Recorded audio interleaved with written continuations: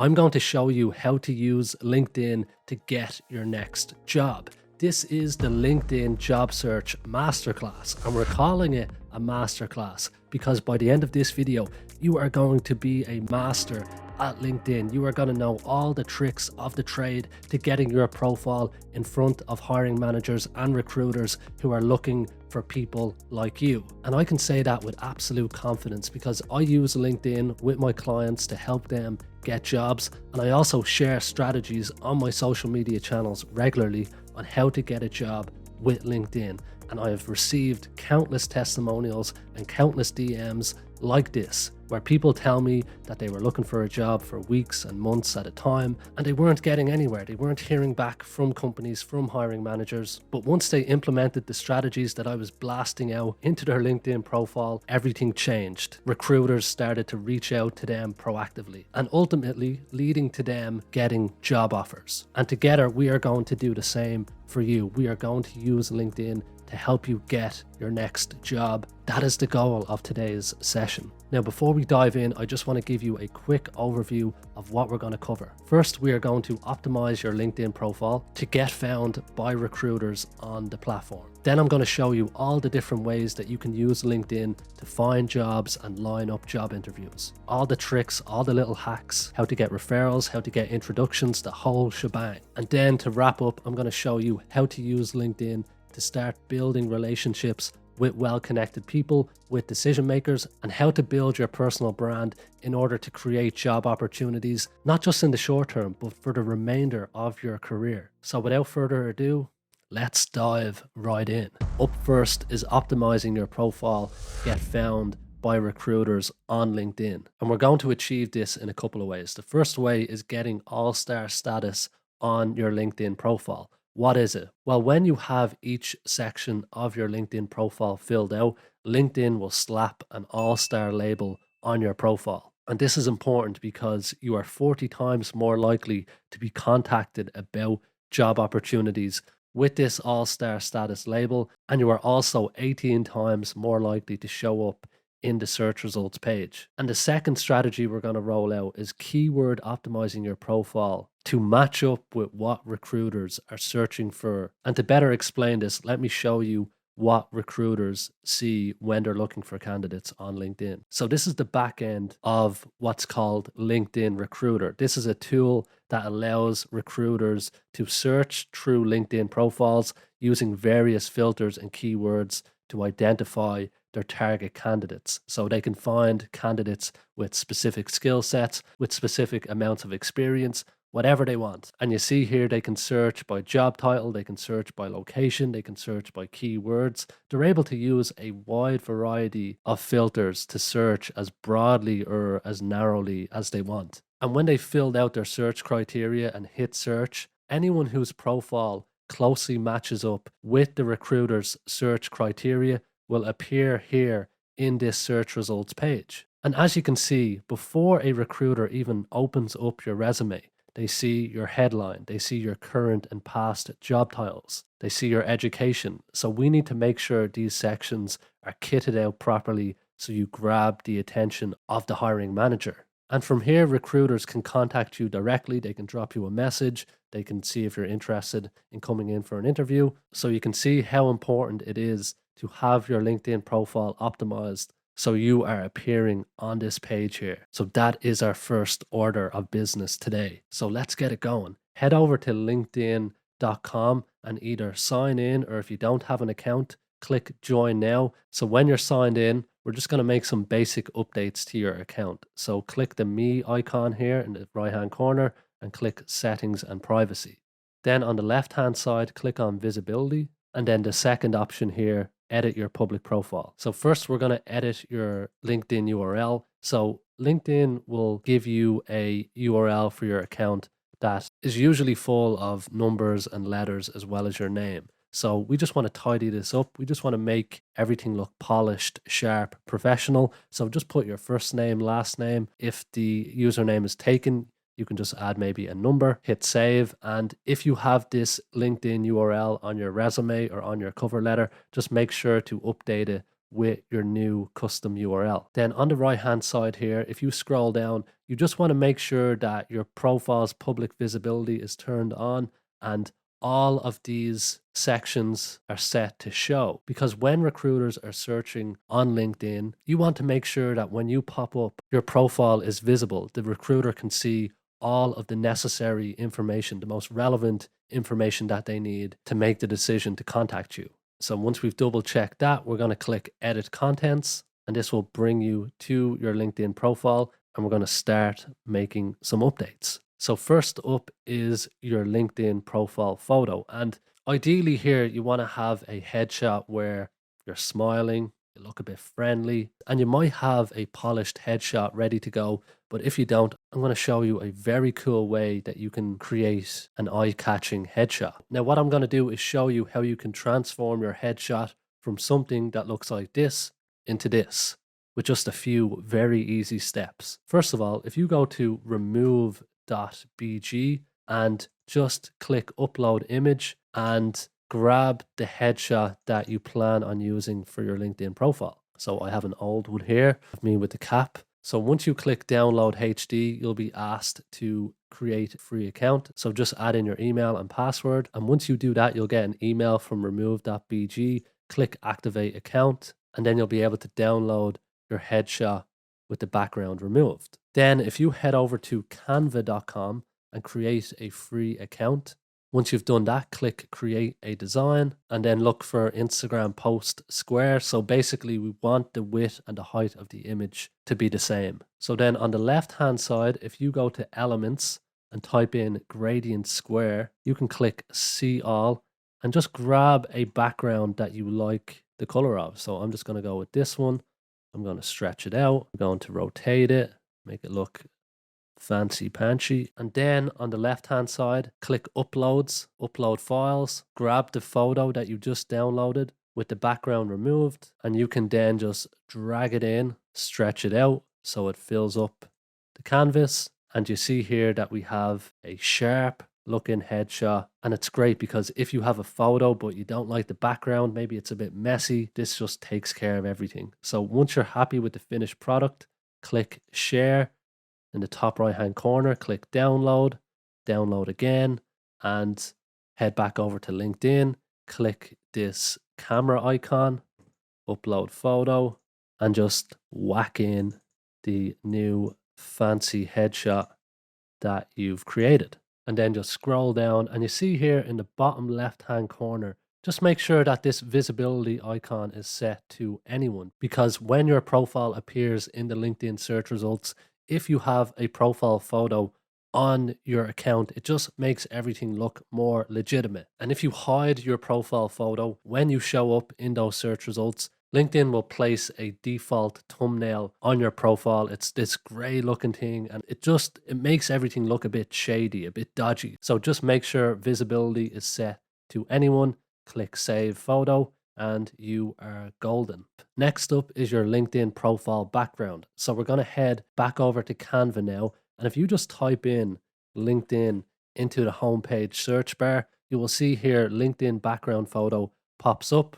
And what you'll find is a library of LinkedIn banner templates that are professionally designed, very slick looking. Now, all of these templates won't be available to you with a free account. So if you want, you can sign up for a 30-day free trial and cancel the free trial right away, and you'll still have full access to the full library on Canva. But if you don't want to go through all that rigmarole, just click all filters here, scroll down on the left-hand side, click free, click apply, and you can pick whichever banner tickles your fancy. So I'm going to pick this one here, keep it simple. And these templates are super easy to edit.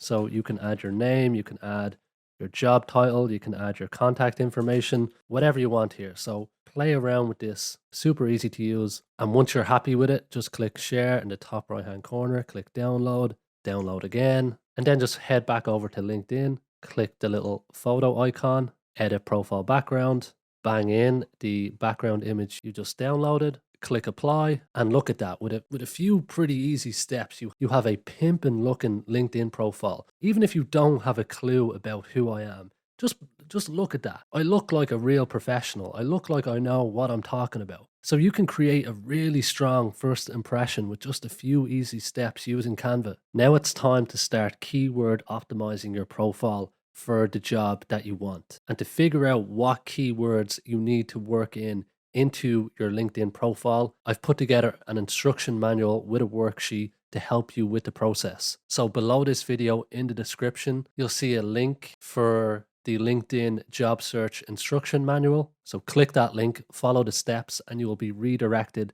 to this Google document here. So then click File in the top left-hand corner, click Make a Copy, and just save a copy of the document to your Google Drive so you can start editing the worksheet. So first up on the instruction manual is the keyword optimization section, and we are going to build your LinkedIn headline. So this is what appears here under your name on your LinkedIn profile. And I also showed you that when recruiters are looking for candidates on the LinkedIn recruiter tool, the headline is one of the first things they see. So you want to make sure that your headline includes the job that you're targeting, that you're looking for, but we also want to use it to work in keywords so it makes it more likely that you appear in the search results page. So to get the ball running here, you will see the template that we're using for building out your LinkedIn headline. We're going to include 3 job titles first, then 2 to 3 job specialties or specific skills related to your target role, then your job industry, and then we'll finish off by including the line available for opportunities. Now, the thing is, let's say I'm a recruiter and I'm looking for a customer service manager. There are now variations of every single job title. So in this headline example here for a customer service manager,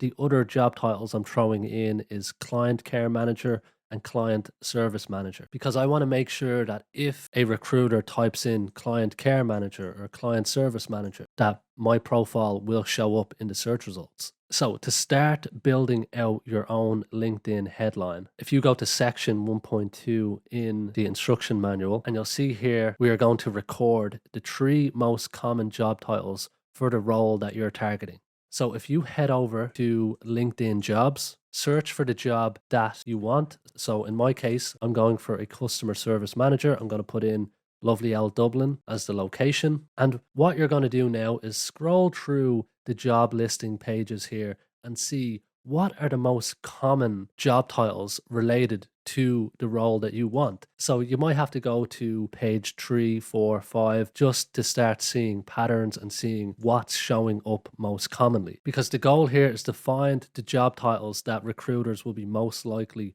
typing in to their search. So look at the job titles, read through the description, and if it matches up with what you're looking for, record the details here in section 1.2 of the worksheet. So pause the video, find those job titles and whack them in. And like I said, for demonstrative purposes, I'm targeting a customer service manager job. So here is what my 3 most common job titles will look like. Lovely stuff. So the next part of the headline template is finding out 2 to 3 specialties related to your target role. Now, you might already know what the main specialties or hard skills are for the job that you want, but to help you along with this, I recommend heading over to ChatGPT, creating an account if you don't already have one. And if you can't access ChatGPT, I recommend, if you can afford it, to purchase the premium version. It's $20 at the moment, and it just means that you'll never have issues accessing ChatGPT. And you'll also get access to the latest version of ChatGPT. And once you've done that, go back to the instruction manual, section 1.3, and just copy the first prompt here and paste it into ChatGPT. We're saying here, please provide 2 to 3 key specialties or hard skills that are highly relevant and in demand for the following job title. And then just enter in the job that you are looking to get. Don't focus on soft skills. Hit enter, and then ChatGPT will spit out the goods. So if you want, you can ask it to provide you with more hard skills, more specialties if you're not happy with what it gives you, and then just copy in what's relevant into the worksheet. So once you've done that, you now have all the information you need to fill in the LinkedIn headline template here. So just go ahead now and fill in the template. So this is what mine is going to look like. So I'm just going to copy that information now, head over to LinkedIn, click the little pencil icon below your banner photo, and we can scroll down to headline, pop that in, and LinkedIn headline, done and dusted, looking sharp, looking professional, looking keyword optimized, baby. So while we're here, we're going to complete the rest of your personal information. So for now, just make sure that your location is set correctly. And then for your contact information, click edit contact info. And you don't need to include your phone number or address or birthday. But if you have a website, if you have a portfolio page, if you're a creative, if you're a developer, if you have a GitHub account, you can add a link to a website here. You can just throw it in. And just to give you an idea of what it will look like. So on my LinkedIn profile here, I have a link to my career resources. So people can click that and it will bring them to my website and see my services and so on and so forth. I've also seen people put a link to their resume here. So if you have your resume saved on, for example, a Google Drive doc, you can just link out directly to it if you want. So once you've updated what's relevant for you here, just click save, save again, and lovely stuff. Next up on our list is setting up your open to work status. Now, what is this? Well, LinkedIn has an option for job seekers to let everyone know on the platform that they are open to work. So if you click this blue button here, open to, and click finding a new job, I'll just show you what it will look like. So scroll down, and in this drop down here, and if you click choose who sees you're open to work, click all LinkedIn members, click save, and you'll see here this green banner appears beside my profile. So everyone knows that I am looking for a job. And this is a really powerful way to make your profile stand out on LinkedIn to recruiters, to hiring managers. Because for example, let's say a recruiter is scrolling through the news feed and they see your profile or they see you commenting on a post, they know straight away that you're available, so they can reach out to you. It widens your visibility. And as well as that, with the LinkedIn recruiter tool that hiring teams are using to find candidates on LinkedIn, you can see here one of the filters they can select is the open to work filter. So if they click that, only people who have put the open to work feature on their profile will appear in the search results page. And recruiters will commonly use this feature to find candidates because you'll see here, for example, Megan is a senior recruiter, and when she's using LinkedIn, one of the first places she goes is to people with the open to work banner because, as she says here, they are more likely to engage with her in a conversation. Now, if you don't want to show everyone that you're open to work, in the drop-down option here, you can just select recruiters only. Hit save. And by doing this, it means that you will appear to recruiters as open to work when they're searching for you using the LinkedIn recruiter tool. But the green banner won't be showing on your profile, so people won't see that you're looking for a job. Now, one thing we're going to look into here is that let's say you don't want your employer to know that you're looking for a job. You want to go in stealth mode. You want to go down low, incognito, commando. You see here, when you select recruiters only, LinkedIn says, we take steps to not show recruiters at your current company, though can't guarantee complete privacy. Now, I don't like the sound of that. So the first thing you need to do is figure out, do recruiters at your current company use the LinkedIn recruiter tool to find candidates? Because if they do, you might show up to recruiters at your company. So what this actually means here is that LinkedIn is only able to hide your open to work status to your employer if the person using LinkedIn recruiter is using a work email address. And in a lot of cases, recruiters will use their work email address to log in to use the LinkedIn recruiter tool. But if they don't, if they use a personal email address, they will be able to see your open to work status. So that is why there is a risk involved in selecting recruiters only, because LinkedIn, they do have some safeguards in place, but it's not bulletproof. So you need to figure out if recruiters at your current company are using LinkedIn recruiter to find candidates. If they are, and you don't want them to find out that you're looking for a job, well, then you can just delete this from your profile, which means you won't show up as open to work on the LinkedIn recruiter tool. Now, this will definitely limit the number of opportunities that come your way, but it just means that nobody at your current company will know that you're looking for a job. The other thing to keep in mind with the open to work status is that let's say you select recruiters only because you're confident that recruiters where you work now are not using LinkedIn to find candidates. Another problem here is that if, say, an external recruiter, let's say someone working at another company, is using the LinkedIn recruiter tool to find candidates and you pop up, and let's say they know someone who works at your company, they could just say to them, oh, I don't know if you know this, but your operations manager, Paddy, is actively looking for a job. I seen him pop up when I was looking for operations managers in Dublin. And then that person could go off and, tell your employer, and that can cause potential issues. So it really depends on your own situation here. And the type of issues that this can cause, well, potentially you could lose your job. Now, I know this is rare, it doesn't happen all the time, but it can happen. And here's an example here where Mark turned on his open to work status on LinkedIn and his employer decided to let him go. And someone questioned, did they actually let you go because of this, or was it for some other reason? And yet Mark reiterated that they said that was the reason. It had nothing to do with his performance. Now, this is a really unfortunate situation, but if a hiring manager sees that you're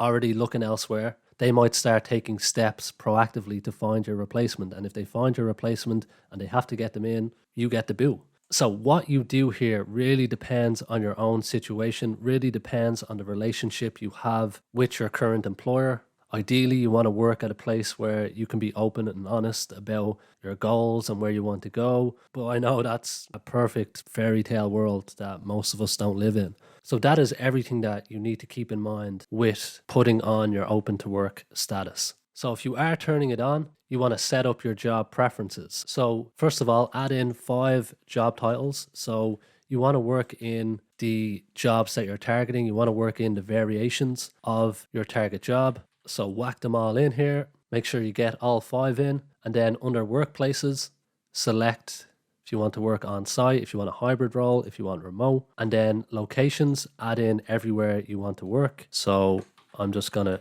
pop in Waterford. I like Waterford. Do the same again with the remote option here. And if you're ready to go, hit start date immediately. I'm actively applying. Now, when it comes to job types here, don't knock contract roles, because a contract or a temporary role can act as a bridging role to get you out of wherever you are right now if you need to leave urgently or if you need a job quickly. Because from there, once you're in a job, you can reassess and take the time you need to find a longer term solution. And the great thing about contract roles is that you'll have less competition, there's quicker start times, there's potential for a long-term contract, and usually all the processes are in place and you're just coming in to keep the lights on. And as well as that, once you're in the door, you can start networking and building relationships with people who work in there. And especially at larger companies, you'll get access to their internal job vacancies. So jobs that they don't make public, you'll have access to. You can put yourself forward for the running, and you never know what might happen. So I'm a big advocate for contract jobs, temporary jobs. So I'm going to stick that on, and I'm going to set my open to work status to all LinkedIn members. And once you've completed all sections, click add to profile. Done. Lovely stuff. And just on the point of keeping your job search on the down low, if you don't want anyone to know that you're looking for a job, you want to make sure that your profile updates are turned off. So if you click the me icon here and go to settings and privacy, on the left hand side, click visibility, scroll down and click on share profile updates with your network, and you can just turn this off. Because if you have it turned on, every time you make a change to your profile, your network, everyone that you're connected with on LinkedIn will receive a notification. So you can just turn that off. So with that, we are going to now head back to your profile and we are going to update your about section. So if you click add profile section, click about. Now, if you already have an account, you'll just need to scroll down to the about section on your profile and click the little pencil icon, and you'll be able to start updating your about section. So with the about section, we want to pitch to employers why you are a good fit for the roles that you're targeting. And to do that, we're going to show off your achievements. We're going to work in your competencies, might show off a bit of personality as well. And we are going to work in relevant keywords to increase your chances of getting found by recruiters on the platform. So to help you with building out your about section, if you go back to the instruction manual and scroll down to section 1.5, finding relevant keywords. And for you to gather the most relevant keywords, you're going to head over to LinkedIn Jobs again, and find 3 jobs that you want to apply for, that you're interested in. And you're going to copy the job descriptions, and you are going to find the main keywords within those job descriptions. And we're going to get ChatGPT to do our dirty work here and sieve through each job description and tell us what we need to include on our profile. So if you grab the next prompt in section 1.5, and it reads here, I'm applying for a customer service manager job. I'm going to give you 3 job descriptions for customer service manager roles I want to apply for. After I have given you the 3 job descriptions, I'm going to ask you a series of questions on the job descriptions. Is that clear? ChatGPT will understand the assignment. So now what you want to do is go to LinkedIn Jobs, find 3 jobs that you're interested in applying for. And for each job description, we're going to just grab the summary of the role, the responsibilities, and the main qualifications, skills, requirements. You don't need to include information about the company or how they protect their staff or anything like that. And grab job descriptions that are well written. We don't want short, snappy ones. We want comprehensive job descriptions, because the more information that we can feed into ChatGPT, the more relevant keywords we're going to come out with for your profile. So off you go now. Grab the 3 job descriptions and paste each one into ChatGPT, and at the very top just say, here are the 3 job descriptions. Now if ChatGPT starts writing about each job description, just hit stop generating, because we don't need it to summarize everything for us. Once you've done that, then grab the next prompt and enter it into ChatGPT. So we're saying, based on the customer service manager job descriptions I sent you, can you give me a list of the most common keywords? Order them by frequency and relevancy for the customer service manager roles. And now ChatGPT will give you a list of the most common keywords found in your target roles. And we are just going to record them in the worksheet for the time being. We're going to come back to this. Next, under hard skills, section 1.6, we're going to put in the next prompt into ChatGPT. What are the most important hard skills required for a customer service manager role? And you'll see here now, ChatGPT will start listing off important hard skills that we're going to work in to your LinkedIn profile. So then you can just copy each hard skill into the worksheet. Then the next prompt, 1.7, technological skills. Now there might be some overlap with the information that ChatGPT gives us with this prompt, but I found that the more specific the questions that you ask ChatGPT, the better the answers you get. So we are saying here, what are the most important technical skills required for a customer service manager, and what technologies will give me an advantage in this role if I had experience in using them? Also provide specific tools and software programs commonly used for customer service manager jobs. Bang! So you'll see here ChatGPT gives us an overview of what the most important technical skills are for your target role, and it also gives you a list of specific technologies that are commonly used. So once again, we're just going to record this information into the instruction manual. Bang, bang, bang. Lovely stuff. Now we're going to use this information to work into your about section, but we're also going to use it throughout your entire profile. So for example, there's a skills section in your profile that we're going to get these keywords into because they're going to be highly relevant for your target role. And we're going to try and sprinkle them throughout the different sections of your profile. And I'm going to show you all that very shortly. So to start writing your about section for your LinkedIn profile, if you go to part 2 of the LinkedIn job search instruction manual, and you'll see here we are going to use this template. We're going to start with a personal introduction. We're going to then describe what problems you solve related to your target role, and we're going to back them up with evidence. Then you're going to explain your why you do what you do, aside from money. I have to play the game a little. Then we're going to include a skills list. So this is going to be a mix of your relevant hard skills and technological skills that we recorded earlier. And then we're going to finish with a call to action. So let employers know how they can get in touch with you. And to help you with writing an absolutely banging LinkedIn about section, we are going to use ChatGPT. And in section 2.1 of the instruction manual, you will see the prompt that we are going to use. Now, before you throw this into ChatGPT, I want you to fill out the sections highlighted in bold, because here's what we're going to ask ChatGPT to do.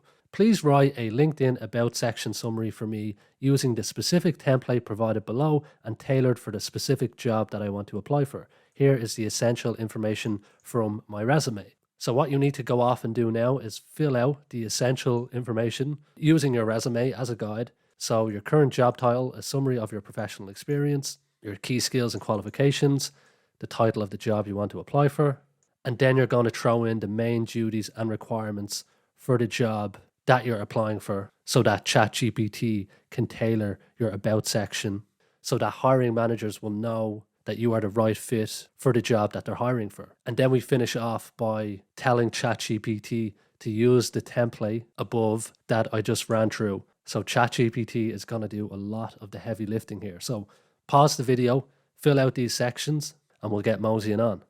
And once you've filled out each section, you're going to copy all of the information, head over to ChatGPT, bang it in. So you'll see here ChatGPT will do its thing and fill out each section of the template using the information from your resume. So double check that you're happy with the information. If ChatGPT got anything wrong, you can just tell it what it got wrong, tell it what you want to include. Maybe you want to add a specific achievement that it left out. So just go back and forth until you get what you want from ChatGPT. But I found with this prompt that it gets it fairly good the first time around. So head back over to LinkedIn. In the Edit About section, we're going to just paste in the information and we're just going to tidy it up. So I'm going to remove the personal introduction heading here. I'm just going to say, hello, I'm Paddy. I'm a customer service manager with a passion for delivering exceptional customer experiences, yada, yada, yada. And then I'm going to remove the second headline here, what problems you solve. Then I'm going to remove the next headline. And for my skills list, I'm just going to put the headline as core competencies and technological skills. Now, in this section, what I recommend you do is head back to the LinkedIn instruction manual and run through the relevant keywords list and work in the most common keywords here. So, for example, I could add into my core competency section here, relationship building, customer journey, project management, time management, business KPIs, stakeholder management would be a good one. So run through this list, find out what are the most relevant keywords, and then run through the hard skills list and see what you can pull in there. So for example, in my case, customer journey mapping would be a good one. So I could just bang that in. And you also want to make sure that text is formatted nicely. So capital letters for the start of each word. Then go to technological skills. So for example, I have experience with HubSpot, I have experience with Zendesk, I have experience with Google Analytics. So I'm going to work all of those keywords into my core competencies and technological skills section. So off you go now. This is going to take a bit of chopping and changing. So pause this video and get in as many relevant keywords here as possible. And one thing you can do here is if you go to ChatGPT and paste in the list of core competencies and technological skills, and you can say, can you separate each term below with commas? And you'll see here ChatGPT will format all of your key skills nicely so you can just copy them into your About section. And once you're happy with that, once you've got in all those keywords, then for your call to action, you can remove this heading. And if you're comfortable letting everyone know that you're available for opportunities, you can add in your contact details, maybe your email address, maybe your phone number. Now you'll see here in the bottom right hand corner, it tells you that you can use up to 2,600 characters for your About section. So I recommend using up every character that you can, because that means you have more keywords in your About section and that will only help your efforts.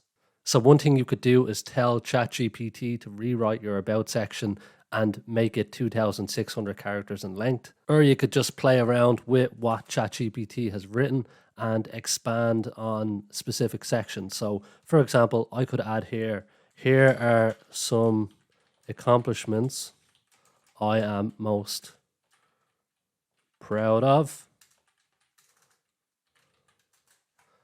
And then I could just go to my resume, copy in some of my achievements. So I've popped in 4 achievements here to help knock the socks off any employer who lands on my profile, and I'm much closer to the character limit here. So play around with this, get in those keywords. And once you are happy with your about section, just click save. And what you'll end up with is a professionally written, keyword optimized about section that really shows hiring managers that you're qualified for your target role. So this will help with both recruiters who land on your profile, as well as increasing your chances of getting found in the LinkedIn recruiter search. Now, of course, you don't have to stick to this template. You can play around with things. If you want to list off your achievements and bullet points, maybe you want to talk more about your mission, your purpose, your passion, whatever it is, play around with it. This is just a guide for you to get going, to get the ball rolling. Now, next up is your professional experience section. So if you scroll down here until you see experience, hit that little pencil icon. And to add your employment entry, just hit this plus icon, add position, and then just fill out the details here. Now, what I will say is the title here carries the most weight in the LinkedIn recruiter search. So try and get specific with your job title. And as well as that, there is room here for you to tailor your past job titles to match up more closely with the role that you're targeting. Now, of course, you have to do this within reason here. We're not trying to mislead anyone. But one example would be, let's say that you were a beauty salon manager and you're making a career change into the corporate world. There would be no harm with you changing your job title to business manager because you ran operations, you managed a business. So the idea here is the closer you can relate your past job titles to the role you're targeting, the more likely it is that you'll appear in the recruiter search. Now, another cool trick you can do with your job title here is, let's say you're making a career change, you can put in the job title that you're looking to move into. And this absolutely works. I got this DM from a lady who rolled out this strategy on her LinkedIn profile, and she changed her current job title to seeking and entered in her desired job title. And she says here for months she wasn't getting anywhere with her job search, but within 1 week of making this change, she heard from 3 different hiring managers on LinkedIn about the jobs with that title. And it helped this lady with her career change. So there is a bit of flexibility here with what you can do with the job title. And keep in mind the 3 job titles that you recorded in the instruction manual here, because these are likely what recruiters are going to put into the search bar when they're looking for people like you. So I'm going to start using the information from my resume to start filling out my experience section. And I recommend, where possible, to select the drop-down job title that LinkedIn prompts here, because this can only help you get found in, keep saying it, that recruiter search. So employment type, full-time, company name. If the company appears in the drop-down, make sure you select it. Location, hybrid, Jan 2020. And then when you get to description here, again, we want to work in relevant keywords to this section. So of course, grab the duties and responsibilities from your resume.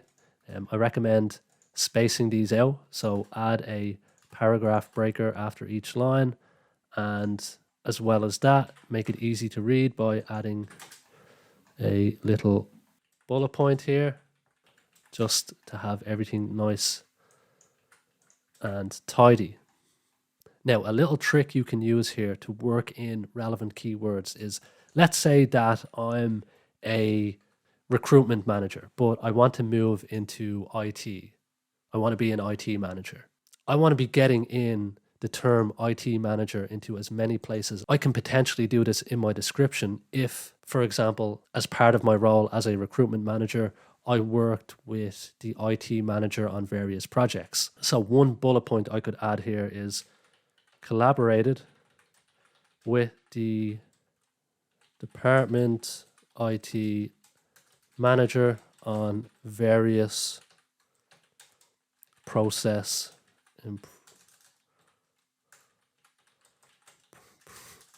improvement projects.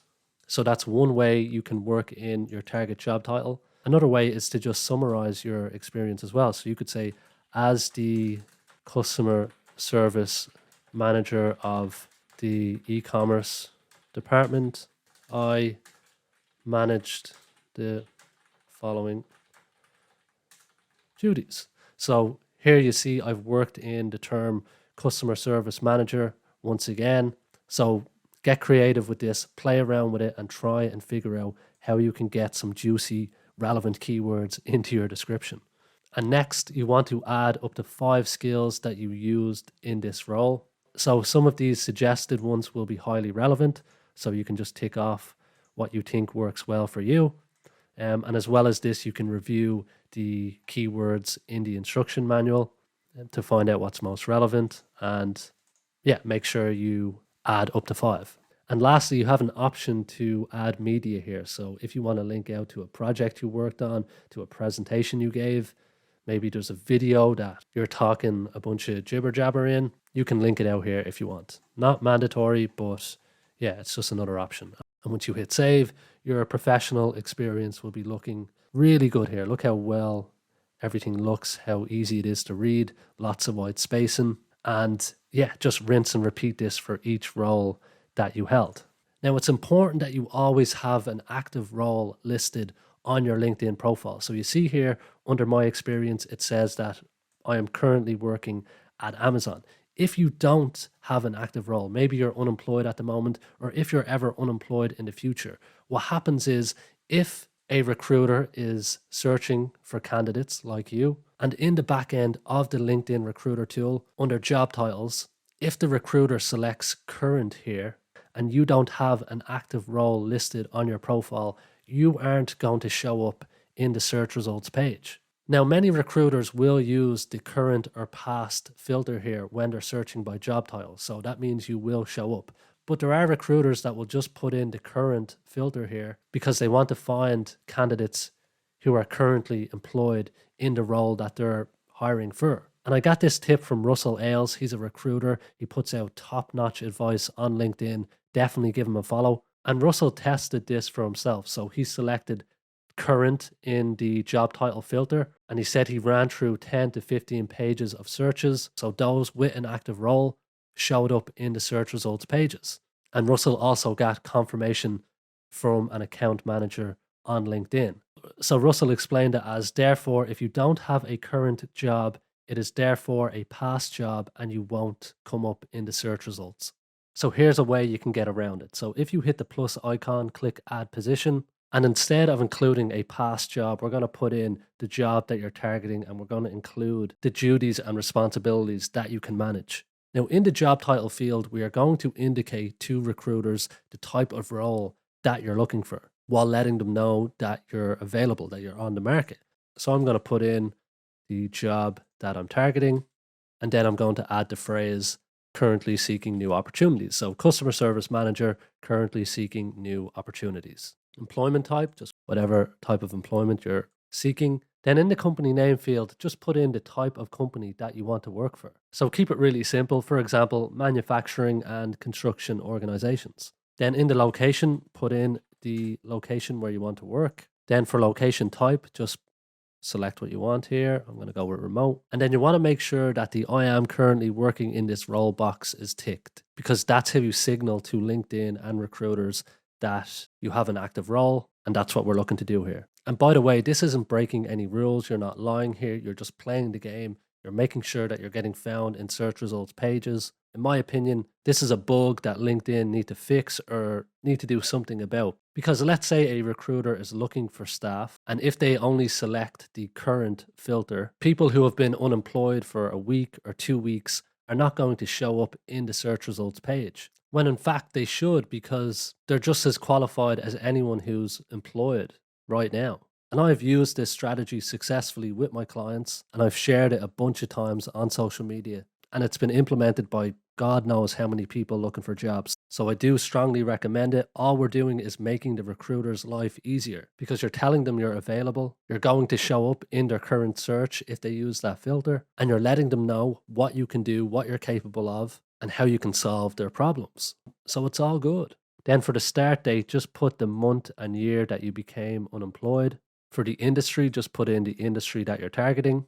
So I'm going to put in construction for this demonstration.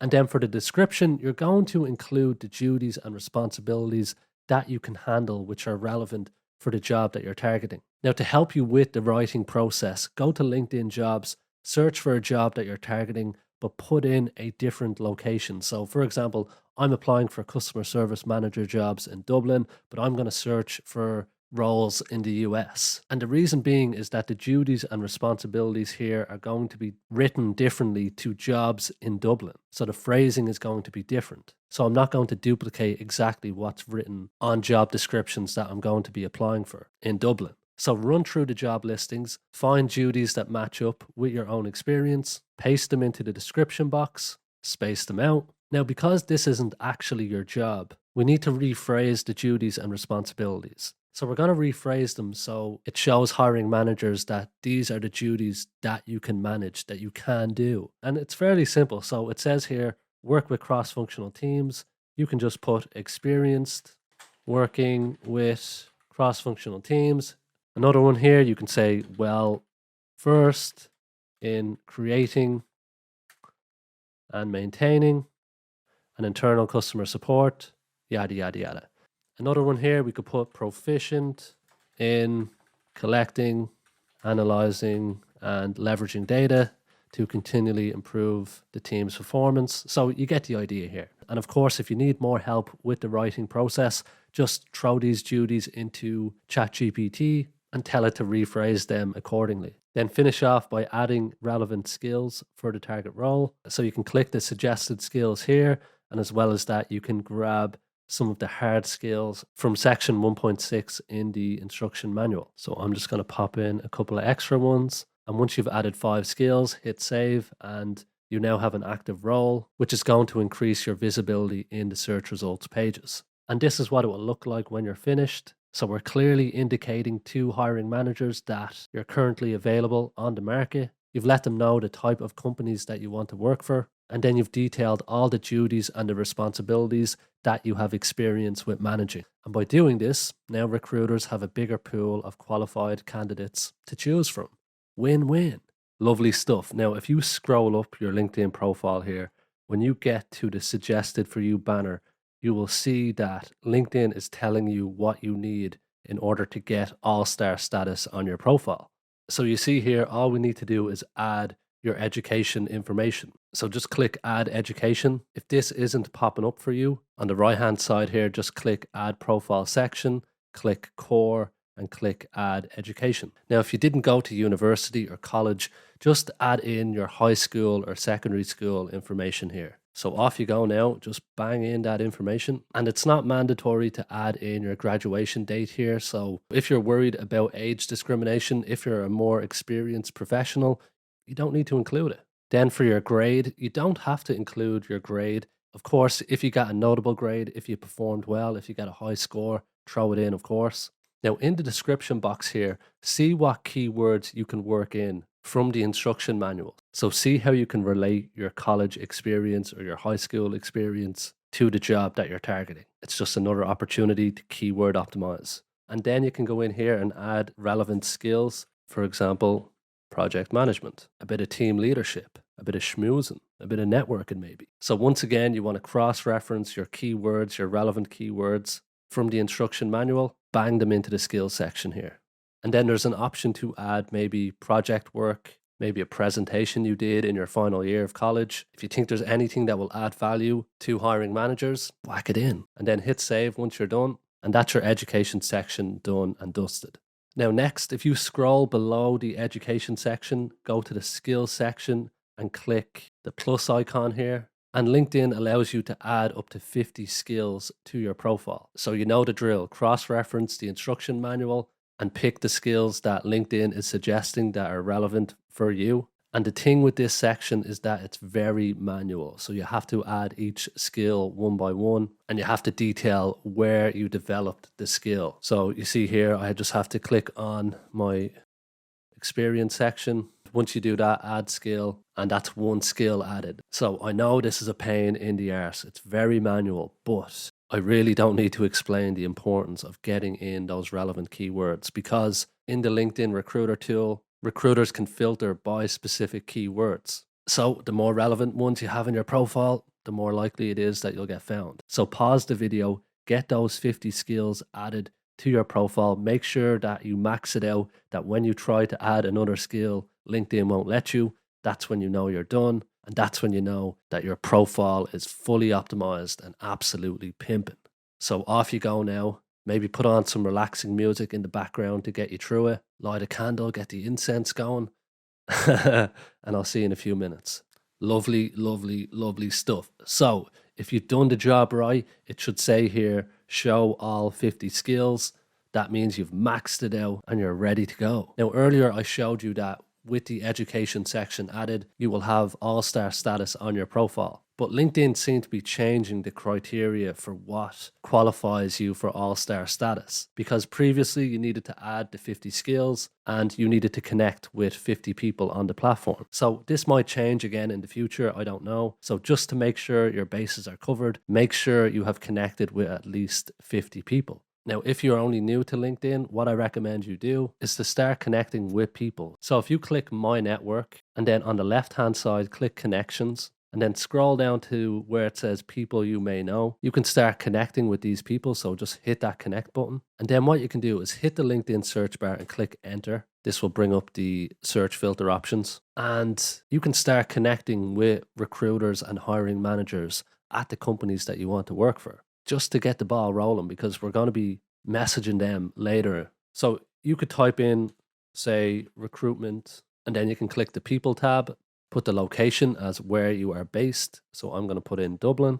And then in current company, you can add all the companies that you want to work for. So let's say I want to work at Apple, LinkedIn, Google, hit show results. And you'll only be able to connect with people who you are first, second, and third connection with. So you might have to scroll through a few pages before you see the connect button. So just click connect. Also, you see here, if you put in your email address, LinkedIn will show you people who are on the platform that you know. So this is another way to grow your network. If your company's on LinkedIn, you can go to their company page, type them into the search bar. And when you land on their profile, if you go to the people tab here, and you can scroll down and see if your colleagues are here and just connect with them. So that's how you can start building up connections on the platform. So at a minimum, make sure that you connect with at least 50 people. Now at this point, you will have all-star status on your profile, but there are a few additional cherries that you can put on top of this great, lovely cake we've created.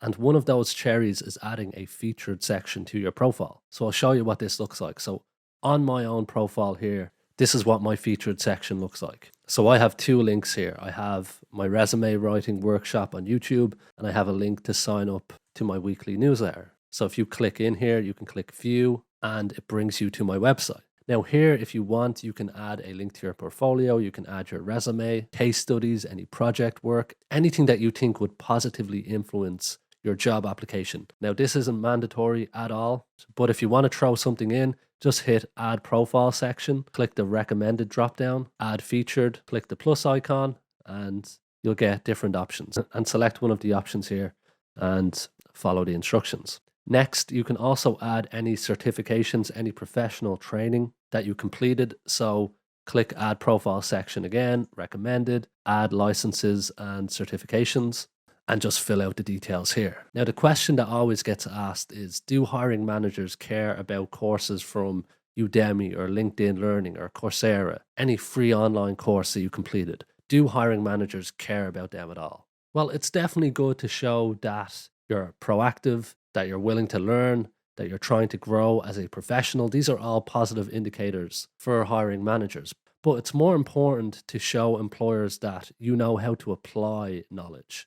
So if you can provide any evidence that you've taken what you've learned from the professional training you enrolled in or the certification that you got, and you have applied it in a real working environment, or maybe within a side project, whatever way you can provide evidence that you have learned this new skill and you have taken it to create something that a company would value, because it proves that you do indeed have the skills that you're claiming to have. So that would be my recommendation. So fill out any relevant details here and click save and you're good to go.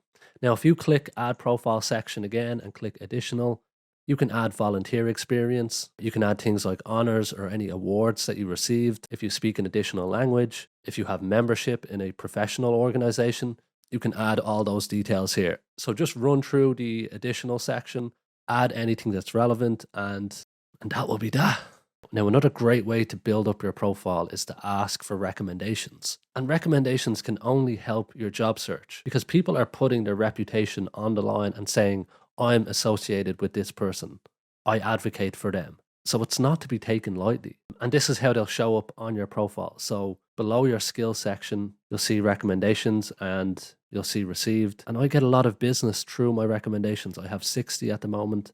So I have 60 people on LinkedIn who are promoting my skills, my services. So it's really helpful whether you have your own business or you're looking for a job, no matter what. And they also allow you to connect with ex-colleagues, maybe teachers, maybe suppliers that you worked with, anyone that you were involved with throughout your education or your work experience, or even if you played sports with them. And by reaching out and asking people for recommendations, it actually has the potential to open you up to job opportunities, because if you drop them a message and let them know that you're beefing up your LinkedIn profile because you're starting your job search, who knows? They might know someone that's hiring. Their own company might be hiring, so they can put in a word for you. And as well as that, getting people to praise you in public will also remind you of the value that you can bring to the workforce. So it's such a good exercise for anyone who's looking for a job. So like I said, you can ask current or ex-colleagues, classmates, friends, suppliers, clients, teachers, anyone and everyone. And in the instruction manual in part 3, I have a template that you can use to get the ball rolling. And like I said, if you can drop in that you're starting your job search, it creates the possibility of getting a referral for a job or an introduction or just hearing about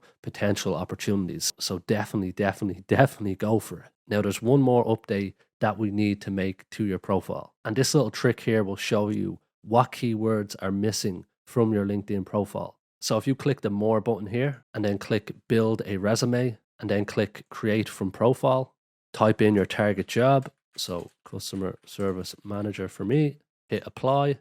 And on the right hand side here, LinkedIn will tell you what relevant keywords you have in your profile for your target job. But if you scroll down, LinkedIn will tell you what keywords are missing from your profile, suggested keywords. So you see here, operations management, sales management, inventory management, supply chain management. So by adding these keywords into my profile, it's going to make it more likely that I appear in the recruiter search on the platform. So if the suggested keywords are relevant to your experience, find ways to sprinkle them throughout your LinkedIn profile, in your headline, in your about section, in your experience section, anywhere you can get them in. And this will increase your profile views. This will get you more action on your profile. Now, you'll also see here that if you sign up for LinkedIn Premium, you will get an additional 7 keywords that are missing from your profile. So what I recommend you do is sign up for a free trial, cancel it straight away, and you'll still get all the premium benefits. And as well as unlocking the additional keywords that are missing from your profile, LinkedIn also claims that you'll get 6 times more profile views with LinkedIn Premium. And as well as that, you'll get 5 free in-mails, which means that you can message anyone on the platform that you're not connected with.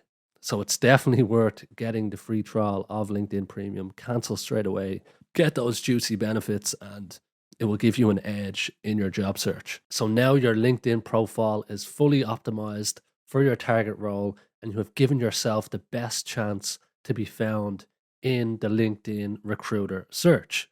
And at this point, you are now ready to go off and start applying for jobs on LinkedIn. And the next step now is to start putting yourself out there, putting yourself in front of hiring managers, applying for jobs, messaging recruiters, because your odds of getting a job increase every time your name is seen or heard by a person with influence. So I'm going to run through a number of different job search strategies that you can start rolling out right now to get yourself in front of hiring managers, to start landing interviews, and to start getting job offers. So before we dive in, I want you to go to the LinkedIn instruction manual and go to part 4, job search strategies.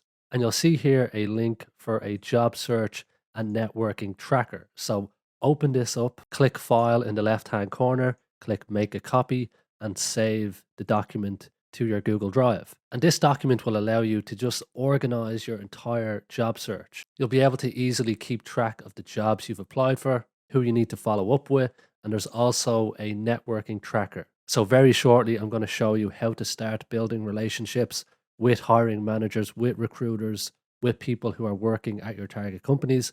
And this document here will allow you just to keep on top of everything. Because if you can measure everything that's working, everything that's not working, you'll be able to course correct, make the necessary changes, and do more of what's working, less of what's not working. And this is all going to increase the probability that you get job offers. So just run through the document, get familiar with it, and update it accordingly. So when it comes to applying for jobs on LinkedIn, if you hit the jobs tab here in the top menu, type in the job that you're looking for. And when you're browsing through jobs, you'll see here that LinkedIn will tell you how many applicants a certain job has. So you see on this one, for example, it says 23 applicants. Now, keep in mind that whatever this number is, if you see 100 applications, 200 applications, don't let that discourage you from applying. Because I've spoken to recruiters who are hiring right now, and they regularly report that the number of qualified candidates that are applying for jobs is usually between 10 and 20%. Now, of course, this number is going to vary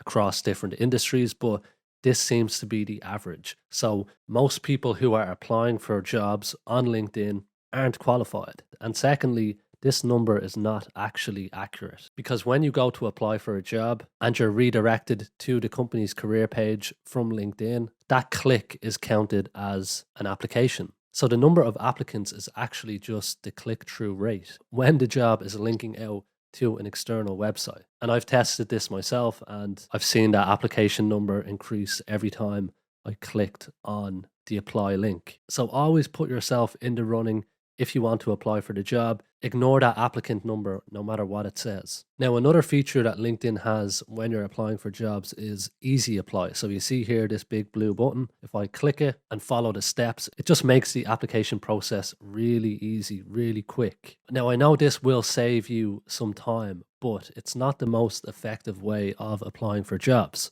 What I recommend is always going direct to the company's career page and seeing if the job is listed on the website. And if it is, apply directly on the company website. Always do that when possible. And the reason being is that you want to make sure that your resume is stored in the company's hiring system. This is known as an ATS, an applicant tracking system. This is the software that recruitment teams use to manage online applications and just to automate a number of steps involved in the recruitment process. And once you get on their system, a profile is created for you. You will be saved on the company's hiring system. And why this is important is because when a company is hiring again, one of the first places that recruiters will look for candidates is in their applicant tracking system. So let's say you applied for a job that's now closed and you got the rejection email perhaps. If that job reopens again or another job opens up that's suitable for your experience, there's now the possibility that the recruiter will dip into their system, type in what they're looking for, and you're going to show up. So take the extra step to see if the job is available on the company's career website and go direct. The second problem with Easy Apply here is that if you're just quickly sending off a bunch of applications, it's likely that you're not tailoring your resume for the specific role you're applying for. And to give yourself the best chance of getting an interview, your resume needs to speak directly to the pain of the hiring manager. It needs to be obvious that you can solve the problems that the hiring manager is facing. And the most effective way to do this is to tailor your resume for each specific job that you're applying for. Because think about it, when the hiring manager receives your application, they have the job description open in front of them, and then they have your resume open in front of them. So they're going to look at the job description and go, okay, can Paddy do this? They're going to go to your resume. Yes, he can. Can he do this? Yes, he can. So to give yourself the best chance of getting the interview, with your resume, you want to mirror the job description. Describe your experience on your resume using the same language, using the same structure as the job description. For example, if the first requirement on the job is looking for a forklift license, get your forklift license front and center on your resume. And by doing this, you'll only focus on your experience that the hiring manager cares about. So run through each duty and responsibility on the job post, and then on your resume, provide the most compelling evidence that you can manage each one of those duties and responsibilities. Now, of course, this is going to take a bit of extra time. And one way you can shorten it is if you build a master resume. And then when it comes to actually applying for a particular company, you can then just tweak and tailor your experience so it closely matches up with the job requirements. And if you need help with writing your resume, check out my workshop free on YouTube. It has everything you need. I walk you through the entire process step by step. Templates included, detailed instructions for each section of your resume. It's the easiest resume writing method on the internet right now, I'm telling you.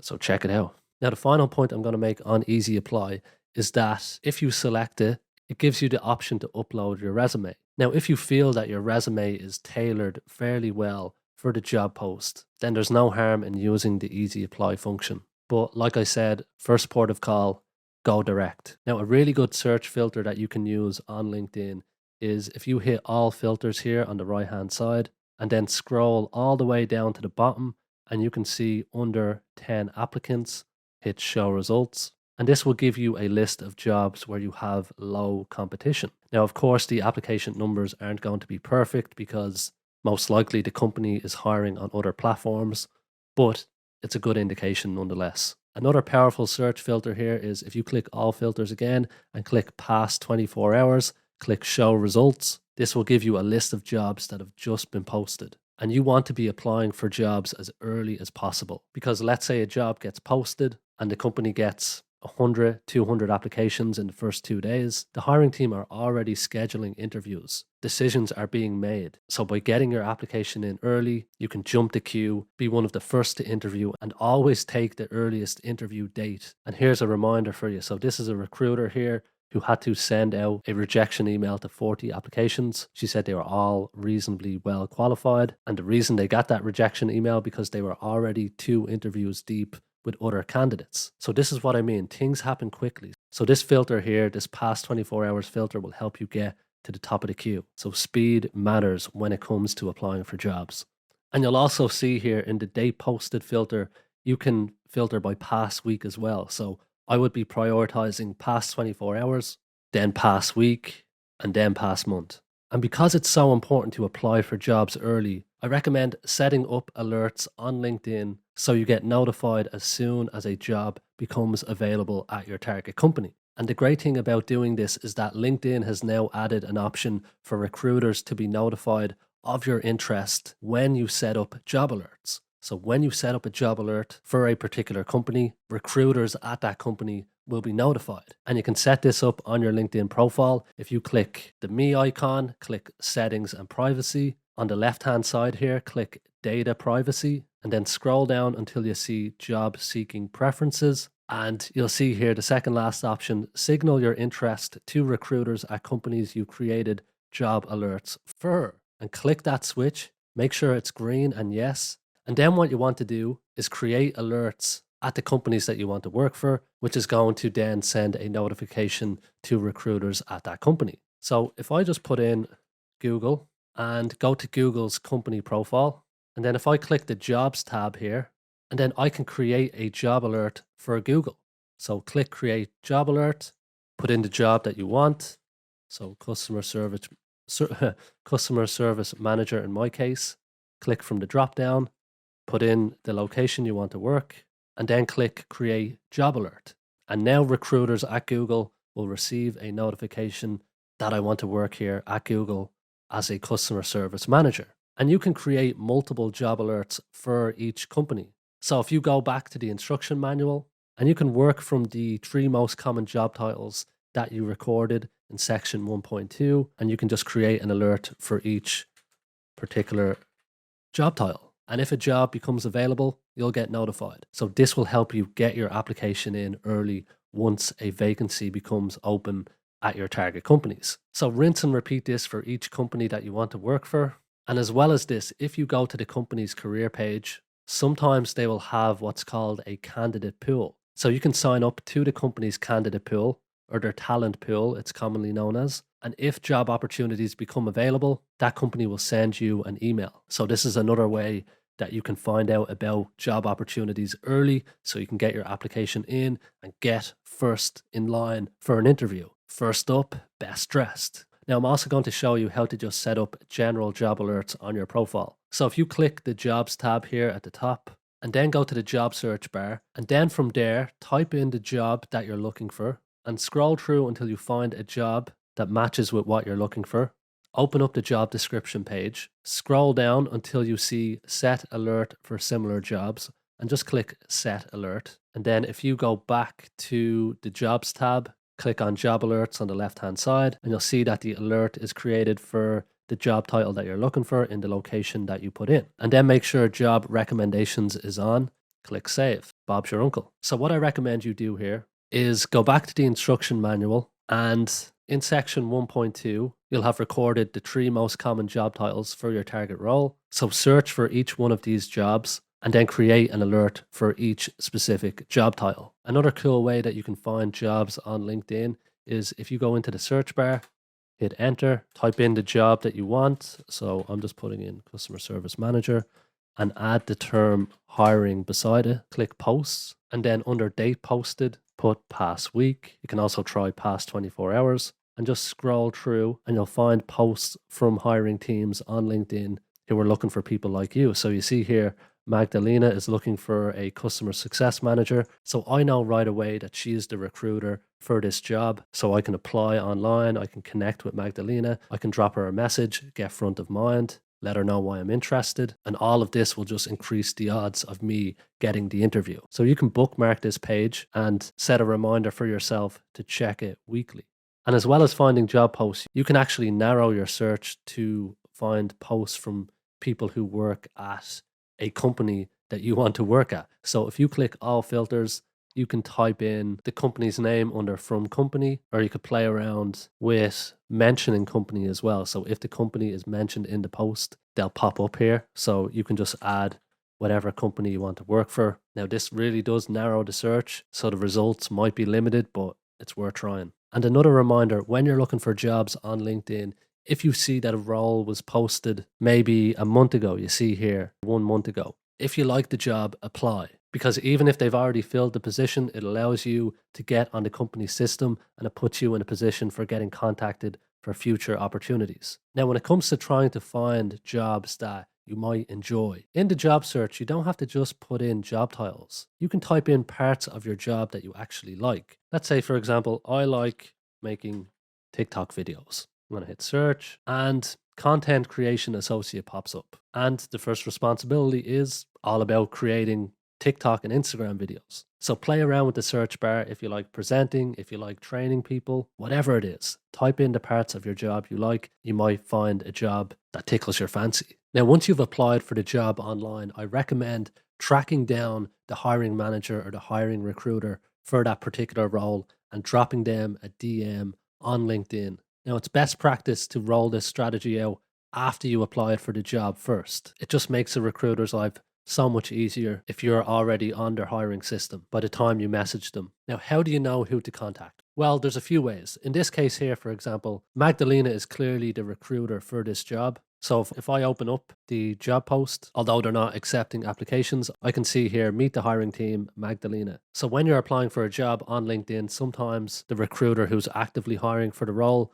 will be listed on the job post. So what you can do is you can drop the hiring manager a connection request. Just click more, click connect, send them an invitation to connect, and if Magdalena accepts, you'll be able to DM her directly. Now, another option here is to send Magdalena an email. So if you sign up for LinkedIn Premium, get the free month, cancel straight away, you'll get 5 emails, which allows you to directly message recruiters and hiring teams, even if you're not connected with them. And sometimes there's multiple recruiters. So if I click show all here, I can reach out to Eddie here, and I can reach out to Alexandra, drop them a message. And when I click message here and the message box pops up, you'll see here in the bottom left-hand corner, it says free message. And what this means is that LinkedIn will allow you to message people for free on the platform who have an open profile. So Alexandra here, for example, has set her profile to open, means that anyone can drop her a message even though they're not connected with her. So of course, try and connect with the hiring manager, with the recruitment team,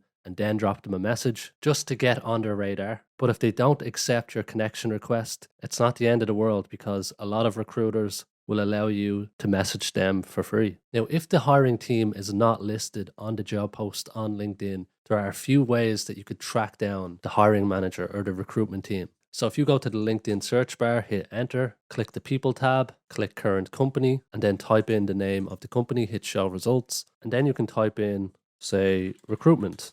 Just keep it broad. And then you want to filter by location. So I'm just going to put in Dublin, hit show results. And then with the connections filter, you want to hit first, hit show results. See if you have any first connections at the company. If you don't, you can tick off second and third, hit show results. And if you scroll through the search results pages here, you will find recruiters at your target company. Now, maybe if you're applying to a smaller company, they might not have a dedicated recruitment team. So in that case, you can try tracking down the department manager. So play around with this search here. You can type in recruiter, recruitment, sourcer, talent acquisition, recruitment manager, so on and so forth.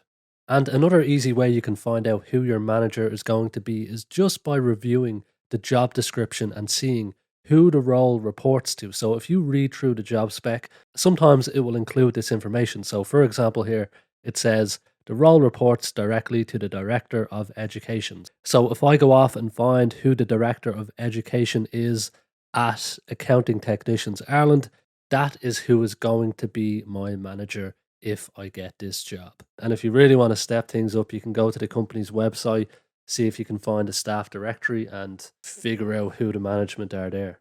Another way that you can find your new potential manager on LinkedIn is if you go to the LinkedIn search bar, and let's say I'm applying for a sales role. So my manager would be likely the sales manager. Then if I select the people tab here, click current company, and let's say I want to get a job in LinkedIn, add LinkedIn to the mix, and then add the location that I want to work in. And I will now see a list of sales managers who work at LinkedIn. So I can drop these a connection request, let them know that I've applied for a role within their department and see where it goes. Now, another option is to check if you have any first connections at the company that you want to work at. So if I just remove sales manager here and keep the people tab selected, keep the company I want to work at selected, and just click first connections, click show results, and I will have a list of people that I'm already connected with who work at LinkedIn, so I can drop them a message, see if they know the sales hiring manager, and see would they make an introduction for me. Now, when it comes to actually sending the DM to the recruiter or to the hiring manager, make sure your message is brief, to the point. Let them know what job you've applied for, then explain how you're qualified for the role. And it can also be helpful to include why you have applied for that job. So if you can reference something that's happened within the company recently, maybe they're working on a new product, a new project, maybe they made a cool announcement on social media, whatever it is, because if you can show some genuine interest in the company, it just separates you from everyone else. You just stand out. And I know, of course, most of us are just working to get a paycheck. I understand that. But put yourself in the hiring manager's shoes. Any candidate who has a genuine interest in working within my team, on paper anyway, that person is likely going to be more invested in the company, in the team, in the work that the company is actually doing, which means they're going to be less likely to leave in the future. They're less of a hiring risk. So anything that you can do to influence the hiring decision, it's only going to help your case. So to help you do all of this, I've included a message template for you in section 4.1 here of the instruction manual. And this template here, this message template, is going to be used by a lot of people. So only use it as a guide, mix it up, play around with it. But the framework is that you're telling the recruiter that you applied for a particular job. Then you're detailing that you wanted to reach out personally to get on their radar. Then you're including why you're qualified for the job. And then you're going to explain your why. So here we're saying that we had a look at the recent projects that the company's working on and their future plans. And we got this information from the company's website, from their press releases and their social media pages. And we just want to be a part of that project. We want to be a part of this mission that we think is cool, that it's something that we want to work on. And then finish with a call to action, leave your phone number, and job done and dusted. Hit send and keep moving forward, keep moving on to the next one. not everyone is going to reply. And in the job search tracker, you can also leave a note to follow up with the recruitment manager in 5 days, in 7 days, just in case your application got lost in the pile. And there's nothing wrong with following up, so don't hesitate to do it. And like I said, this is only a guide to help you along, but I'll give you another example of a really effective DM. Now, this guy, Niraj, he got the email address of Snapchat's founder, Evan Spiegel, and he hit him with this lovely email. Hi, my name is Niraj Pant. I understand your time is valuable. I'll only write 3 bullet points. Programming since 8th grade. Have most experience working in Java, Android, iOS. Want to intern for Snapchat this summer as a high school junior. How? Thanks, Niraj. Straight to the point, no fluff. And Evan responded, hey, appreciate the brevity. So he loved how brief it was, how concise the message was. Copying Ona, our lead recruiter, thanks. And this worked for Niraj. He ended up getting an internship at Snapchat. So definitely mix it up. Test different strategies out. Try the short, snappy message where you're just including your credentials, a call to action, and then play around with the template that I've given you here. And just a reminder to check your email spam folder daily while you're on your job search, because emails can get lost in there. So just double check. And as well as that, check the voicemail on your phone too. Double check that it's set up correctly. So call your phone number from another number and set up a voicemail on your phone. Because if you miss a call from a recruiter, you're setting the right impression. They are going to know that you are a serious operator from the get-go. Now, if you've applied for a job and 4 or 5 days have passed and you haven't heard anything, you can drop the hiring manager another DM on LinkedIn, and it can be helpful to try and add value with your follow-up. Now, I know this is going above and beyond, but it's just one way that you can separate yourself and get their attention. So in section 4.2 of the instruction manual, you will see a template here for following up and how you can add value with your follow-up. Well, maybe you can send them an article that would be of interest to the hiring manager. And perhaps you've summarized the article in a couple of bullet points, send it over to them, and then just mention that you're looking to get an update on the job that you applied for, reiterate why you're qualified for the job, and hit send. And like I said, just keep moving forward, keep applying for new jobs, keep lining up interviews. Now, when it comes to connecting with hiring managers on LinkedIn, if you run out of connection requests, so LinkedIn will only let you have a certain number of connection requests pending. So if there's a whole bunch of people who haven't responded to your connection request, you can cancel your request, which will allow you then to connect with new hiring managers. So if you click My Network and click where it says No Pending Invitations, click Manage, and under Manage Invitations here, click Send. And if you scroll to the bottom of this list, you'll find people who are probably not active on LinkedIn or just might have missed your connection request. So for example here, I tried to connect with Louise. She wants nothing to do with me.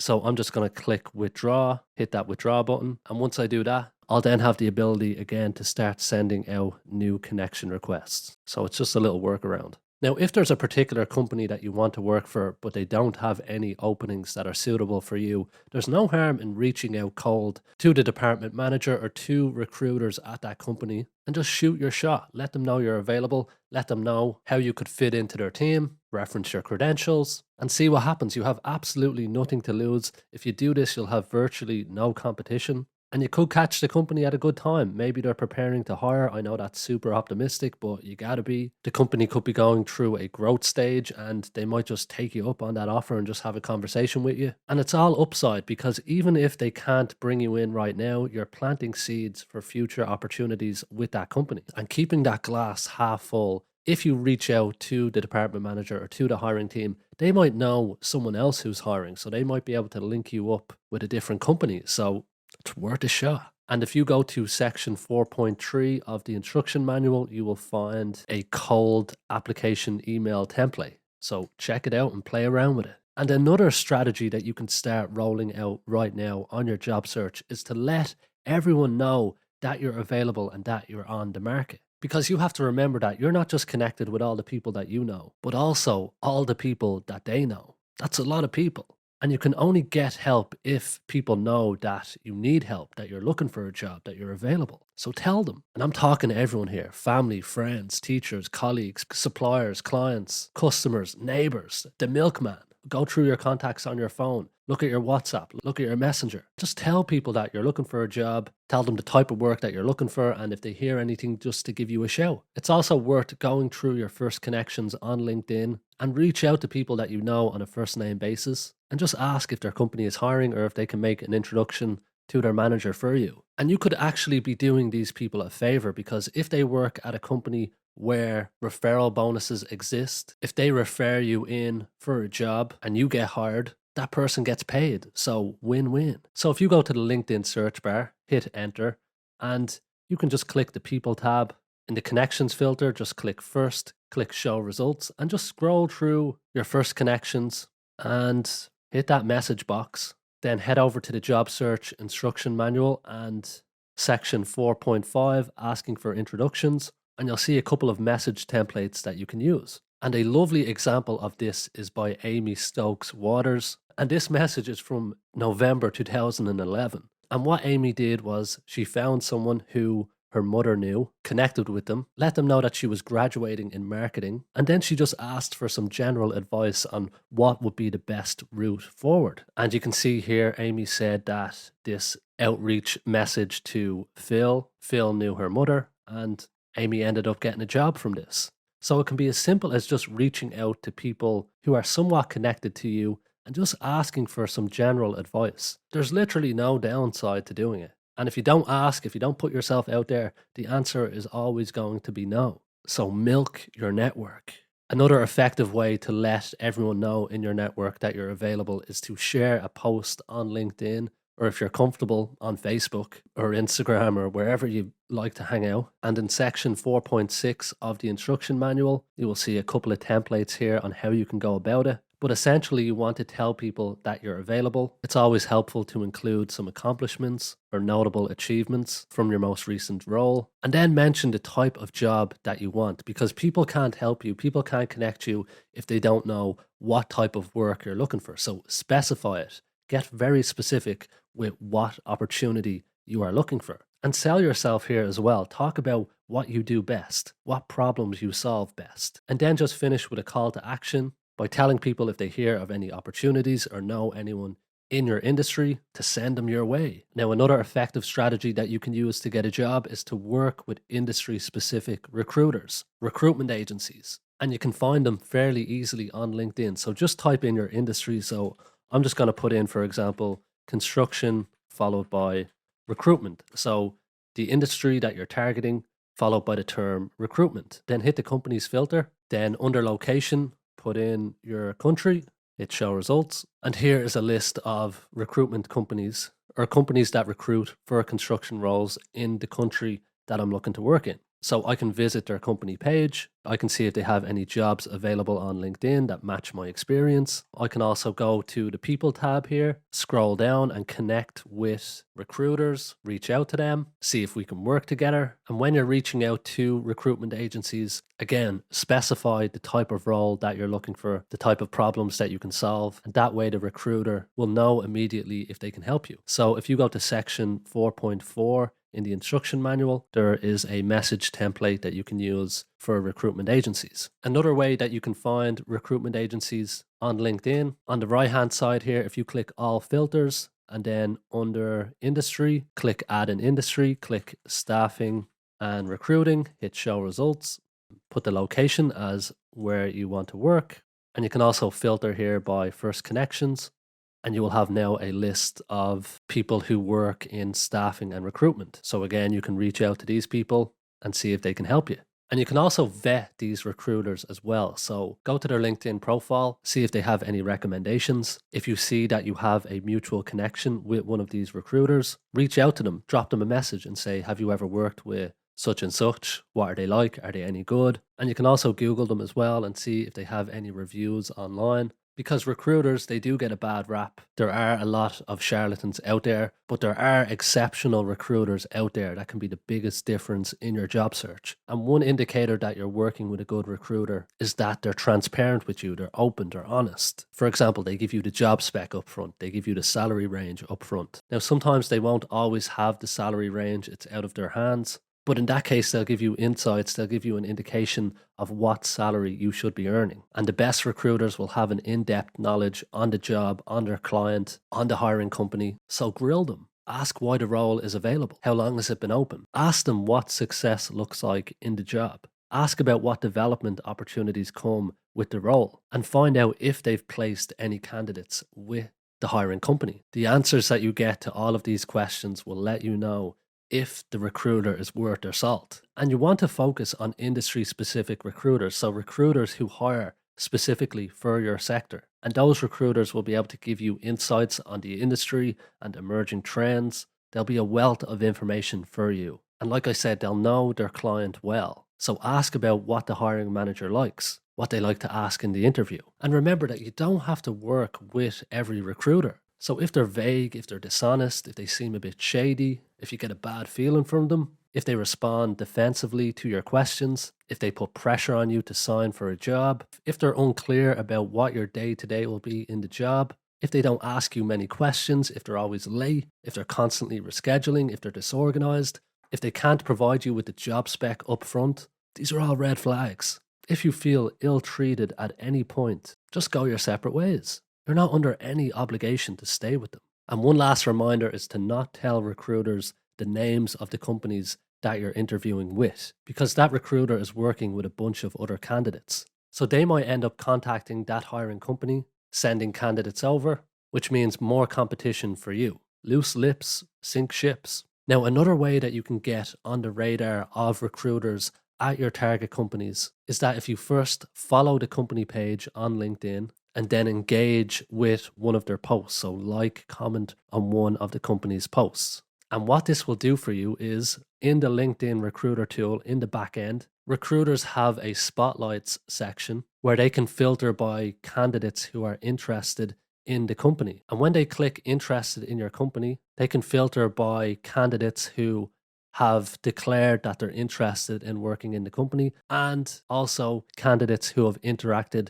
with the company's content and that follow them on LinkedIn. Now, for you to indicate that you're interested in future roles at your target company, if you go to the company's profile on LinkedIn, click the About section, scroll down, and you'll see here, interested in working with us in the future. And just click I'm interested. And this will allow you to privately express your interest in that company. And what this will do is when recruiters are looking for candidates, when a new job opening becomes available and recruiters hop on to the LinkedIn recruiter tool, they can filter by candidates who are interested in the company. And if they select this filter, you're going to show up. So by doing all this, it's going to increase your visibility to hiring recruiters, which means your odds of landing an interview increase. So it's just an easy way that you can separate yourself and stand out and get yourself in front of more hiring managers. Now, one thing I forgot to mention is to make sure that your resume is visible to recruiters on the platform. So if you click the Jobs tab here at the top,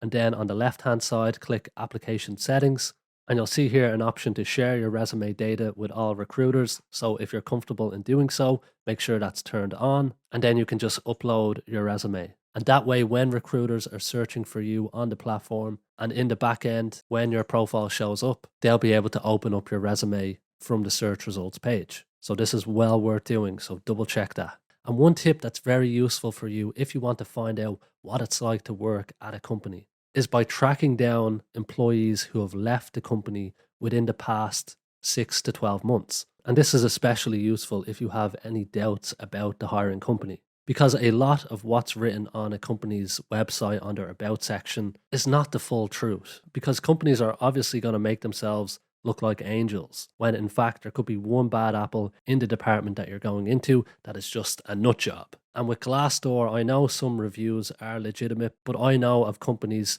directly who have paid their staff to write positive reviews on Glassdoor. So it can be a mixed bag over there. And then when it comes to company awards, a lot of them are just purchased. So to really find out what it's like to work at a company, your best bet is to either speak to people working in there now. It can be quite difficult to get information from them. So the other option is to talk to people who have left the company in the last 6 to 12 months. And to find these people, well, head over to LinkedIn, hit enter into the search bar, click the people tab, then click all filters, and then scroll down until you see past company. And let's say I'm applying for a job at Google, hit show results. In your location, just put in where you're going to work, hit show results, and then type in the job that you're applying for. So if I just put in, I'm just going to put in customer service because I'm going to be working in the customer service department at Google, potentially. And now I have a list of people who previously worked at Google and have something to do with customer service. So it's likely that they'll have a good idea about the work environment that I'm going into. So what you'll need to do is just open up the profiles of the people that show up here and scroll down until you get to their experience section, see when they worked at the company. So Leslie here left Google in January of this year, which was pretty recent. So I'm going to connect with Leslie and drop her a message. And if you go to the instruction manual, section 4.7, you'll see a template that you can use to message people who have left your target company in the last 6 to 12 months. So look, not everyone's going to reply here, but you might get people who will spill the beans. It can be worth a shot if you have any concerns. Another straightforward method would be just to go to the company's reviews online from their customers and just see what their customers have said. And if there's any negative reviews, see how the company responds to them, see how they handle themselves, because that can be a good indicator of the type of culture that's at that organization. Now, the next trick I want to show you with the LinkedIn search is if you want to work in another country, here's how you can find people that moved from where you live now to the country that you want to work in. So to find these people who have left your home country in search of greener pastures, go to the LinkedIn search bar, hit enter, click all filters, and then scroll down until you find school, and then add all of the biggest universities in your home country. So in my case, University College Dublin, National College of Ireland, Dublin City University, and I'm going to hit show results. Then what I'm going to do is in the location field, put in the country that I want to move to. So let's say I put United States, hit show results, and now I have a list of people who studied in my home country, Ireland, but are now living in the United States. So it's very likely that these people here have already done what I want to do, which is work in the United States as an Irish citizen. So I can connect with these people, ask for advice, ask how they went about it. And by contacting these people, these are going to be such a helpful resource to tell you what you should do and what mistakes you should avoid. And you can also hit the connections filter here, click first, click show results, and see if you are already connected with people who have made the move that you want to make. So you can just drop them a message and ask for advice. Now, I also want to talk about career changing. So if you want to make a career change, you can actually use LinkedIn to find people who have made the change that you want to make. And here's how you do it. So let's say that I work in retail right now, but I want to get into a software developer job. What I'm going to do is go to the LinkedIn search bar, type in software developer, then click the people tab, then click all filters. And here you want to add the names of all the biggest companies that are in the industry that you're working in right now. Now, for me, I'm in retail, so I'm going to put in the names of some big retailers. So Aldi, Foot Locker, H&M, Gap. So add as many companies as you can here and then hit show results. And here you will have a list of people who are working in your target job after they previously left the industry that you're working in right now. So a lot of these people here will have made the career change that you're looking to make. And keep in mind that these people will have walked in your shoes. They will have been in your position where you are right now. So they'll be able to tell you the best path forward. They'll be able to tell you all the pitfalls, all the mistakes to avoid. And see if you have any first connections here. So click the connections tab, click first, show results. And you see here, I have 2 people on this list that previously worked in retail and then moved into a software developer role. So I can drop Robert a message here, and I'm going to keep my message very light. I'm not going to give him a big monologue. I'm only going to ask one question. I'm going to keep it short, sweet, direct, no fluff. This is how you increase your odds of getting a response. You want to make it easy for the person to reply. Now, to help you with forming your message and to come up with ways of starting the conversation, if you go to the instruction manual, section 7, you will see the instructions that I just laid out, as well as a number of different messaging templates. So to get the ball rolling, you could say, look, Robert, I'm a big admirer of the change you made from X to Y, and I'm actually planning on making a similar change myself. And I just wanted to ask you, if you could do it all again, what would you do differently?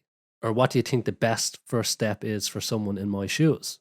And see where it goes. And if you don't have any first connections, of course, just connect with strangers, and not everyone's going to accept your connection request. Not everyone's going to reply, but you only need one person to get back to you. And when they do, the information that they share with you is going to be invaluable. Now, another option for you when it comes to making a career change is to talk to people that you know who are in the role that you want to get into. So once again, go to the LinkedIn search bar, type in the job that you want to move into, click people, then under connections, click first, hit show results, and you'll now have a list of people that you probably know. So you can just ask these people for some general advice on how to make a move into the job that they're working in.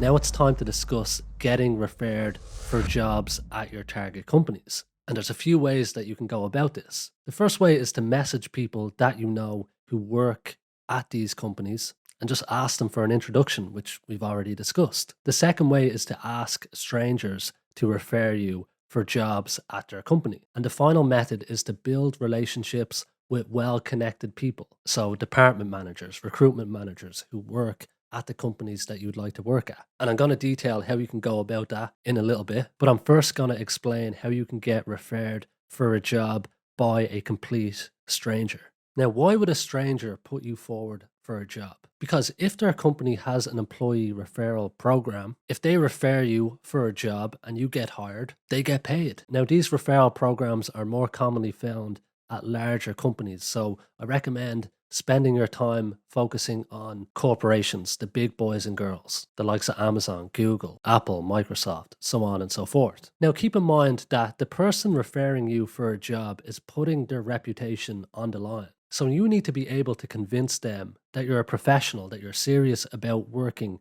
at their company. And you do this by first having an in-depth understanding of the job that's available within the company. So before you ever reach out to an employee, visit the company's career page, see what opportunities are available, then find a job that's suitable for you, and make sure you understand the purpose of the job, the problems and challenges that the hiring manager is facing, how your target department makes money and who their target audience is, the requirements and the qualifications for the role. And with this knowledge, you'll be able to make a strong case for why you are the right fit for the job. And if you can do that, it's going to make it far more likely that you'll get referred for the role from someone that doesn't even know you. So once you've done your homework, it's time to find a stranger. So head over to LinkedIn, click on the search bar, hit enter, then click people. Then in the current company filter, type in the company that you want to work for. So I'm going to go with Google, click show results. In the location field, put in the country that you want to work in, hit show results.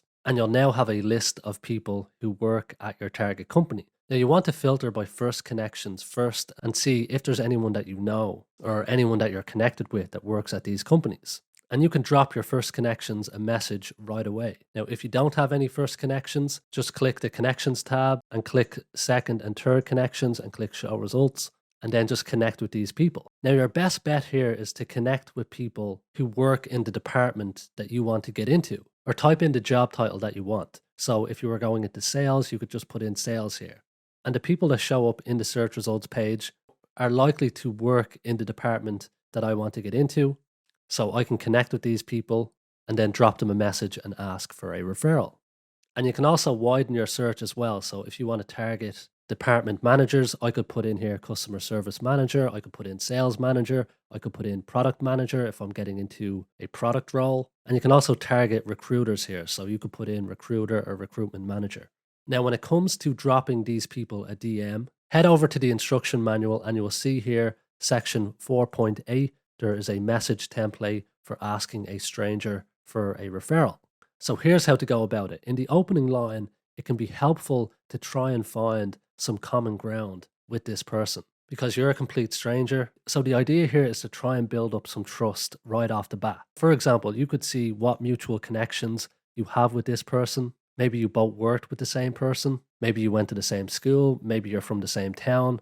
Whatever it is, try and get that common ground in the first sentence. Then after that, you want to reference the role that is available in their department and then explain why you are a good fit. So reference your experience, reference the problems that you solve that are related to your target role, and then finish off by saying, look, I know it's a big ask, but would you be open to chatting about the available position and possibly referring me if you think I'd be a good fit?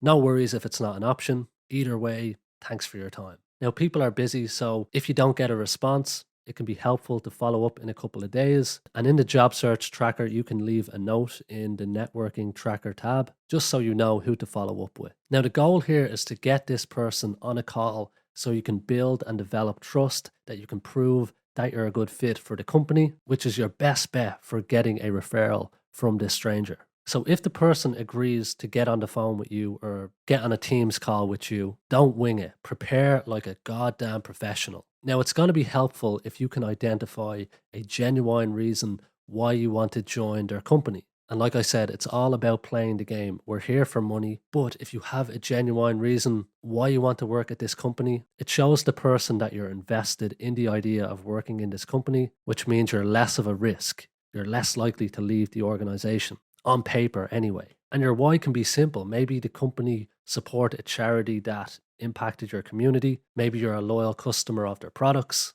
Maybe they're working on a project that you really want to be a part of because that's the type of work that you want to do. Whatever it is, try and make it unique. Try and make it memorable. Try find something genuine. It's also very helpful to practice your pitch. So in 60 seconds or less, explain how your most relevant skills and experience make you a great fit for the job, and really sell yourself here.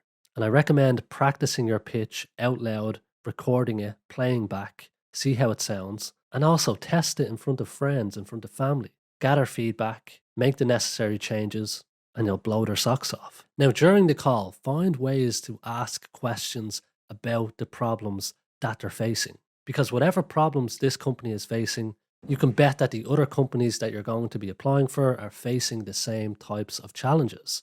And the information you gather from asking these questions is going to be invaluable to your job search. Because with a greater understanding of the needs and challenges of your target companies, it's just going to allow you to better position yourself as the solution to their problems. So during these calls, analyze everything, record everything, document everything. And afterwards, review your notes like a professional and make the necessary changes to your resume, to your LinkedIn profile, and to your job interview answers. And that's pretty much it. Just rinse and repeat this process for each of your target companies. And bear in mind that not everyone is going to reply. But if you can get on a few calls with employees at your target companies, it's going to really help your efforts here. Now, the other method that you can use to get referrals for jobs at your target companies is to start building relationships with decision makers, with well-connected people.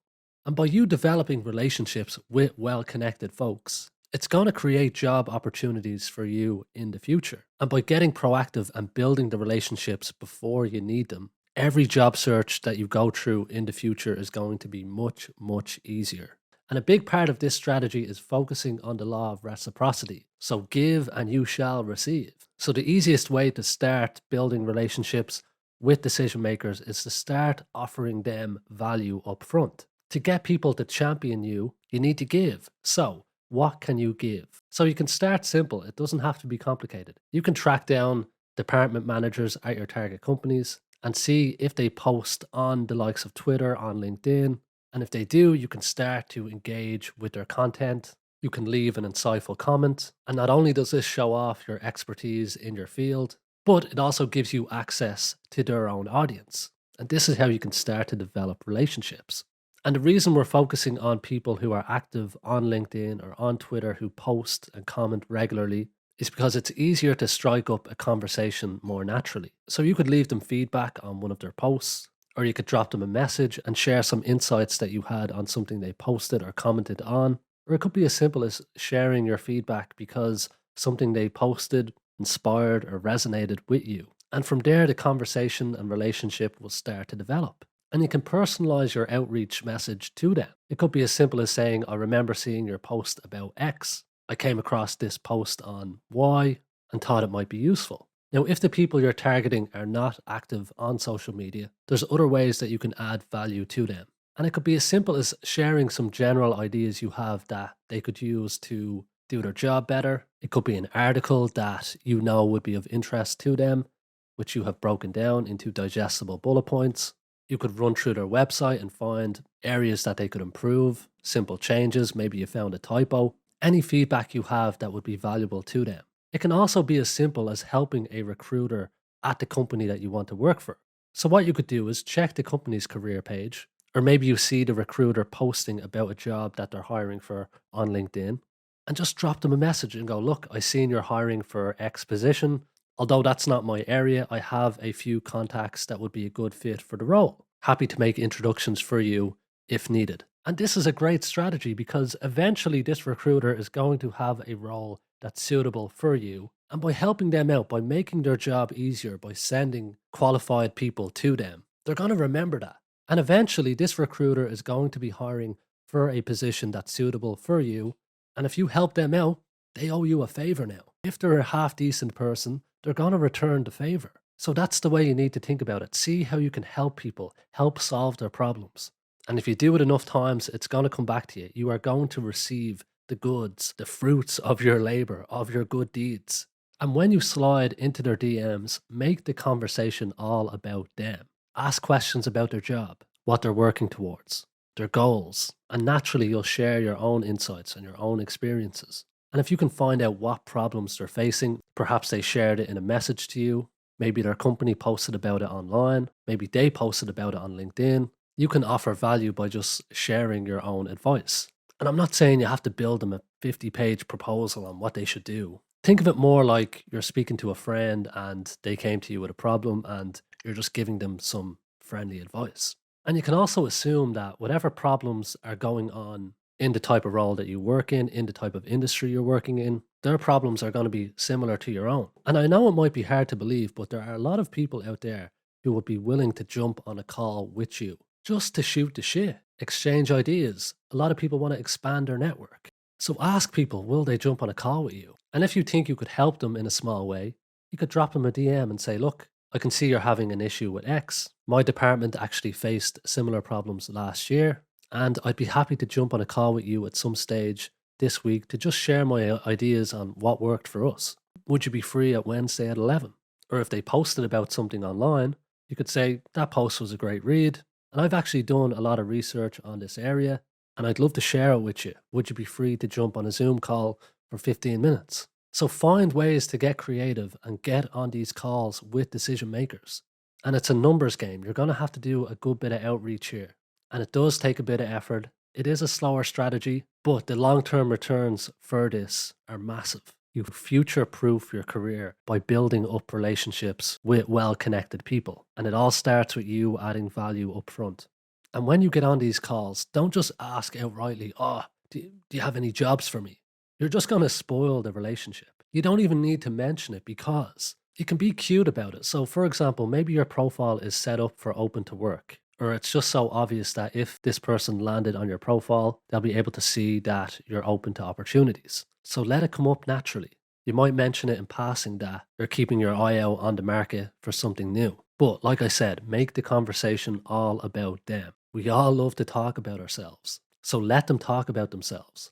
And even if you're only asking questions, either way you're benefiting because you're building up the relationship and you're gathering valuable insights about the problems that these people are facing. And to get that information out of them, you can just ask questions like, what are some of the challenges you're facing right now? What's the hardest problem you're working on? And just naturally then you can respond by sharing your own ideas. Maybe you have solutions, maybe you have resources that would help them. And as always, record everything, document everything, and make the necessary changes to all of your job search materials, your resume, your interview answers, your LinkedIn profile, so on and so forth. Now, if you're unsure about what ways you can add value to well connected people, in the instruction manual, section 5.6, you will see influencing the hiring process, and you will see a link to a Google Doc that has a number of strategies that you can use, how you can add value up front and influence the hiring process in your favor. So run through this to get some ideas flowing. And of course, you can go to ChatGPT and ask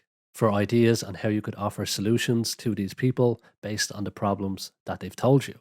And regardless of what happens on these calls, it can be very helpful to continue nurturing these relationships. So if you keep track of all the people you're speaking to in the job search tracker, in the networking tracker tab, just set reminders to follow up with this person in a few weeks. Send them something of value. Stay front of mind. It could be an article, it could be data you came across, statistics on the industry, trends, whatever it is. And I know this is a lot of work. I know this is a lot of effort. And especially if you need a job now, this is the last thing on your mind to do.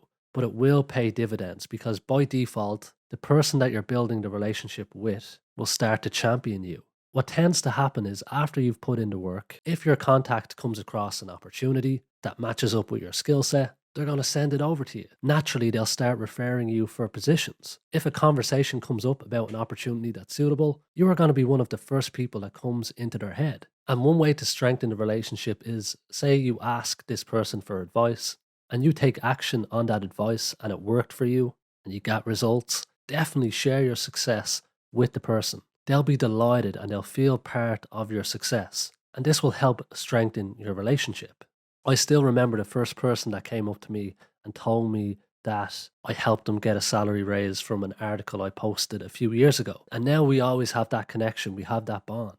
It deepens the relationship. So that's one way that you can continue to nurture and build the relationship. And to help you with this entire process, if you go to the instruction manual, part 5 here, building your network, and just review all the different ways that you can start to build relationships with well-connected people. And I've also included some guidelines on messaging people. So with the tone of your message, try and keep it conversational.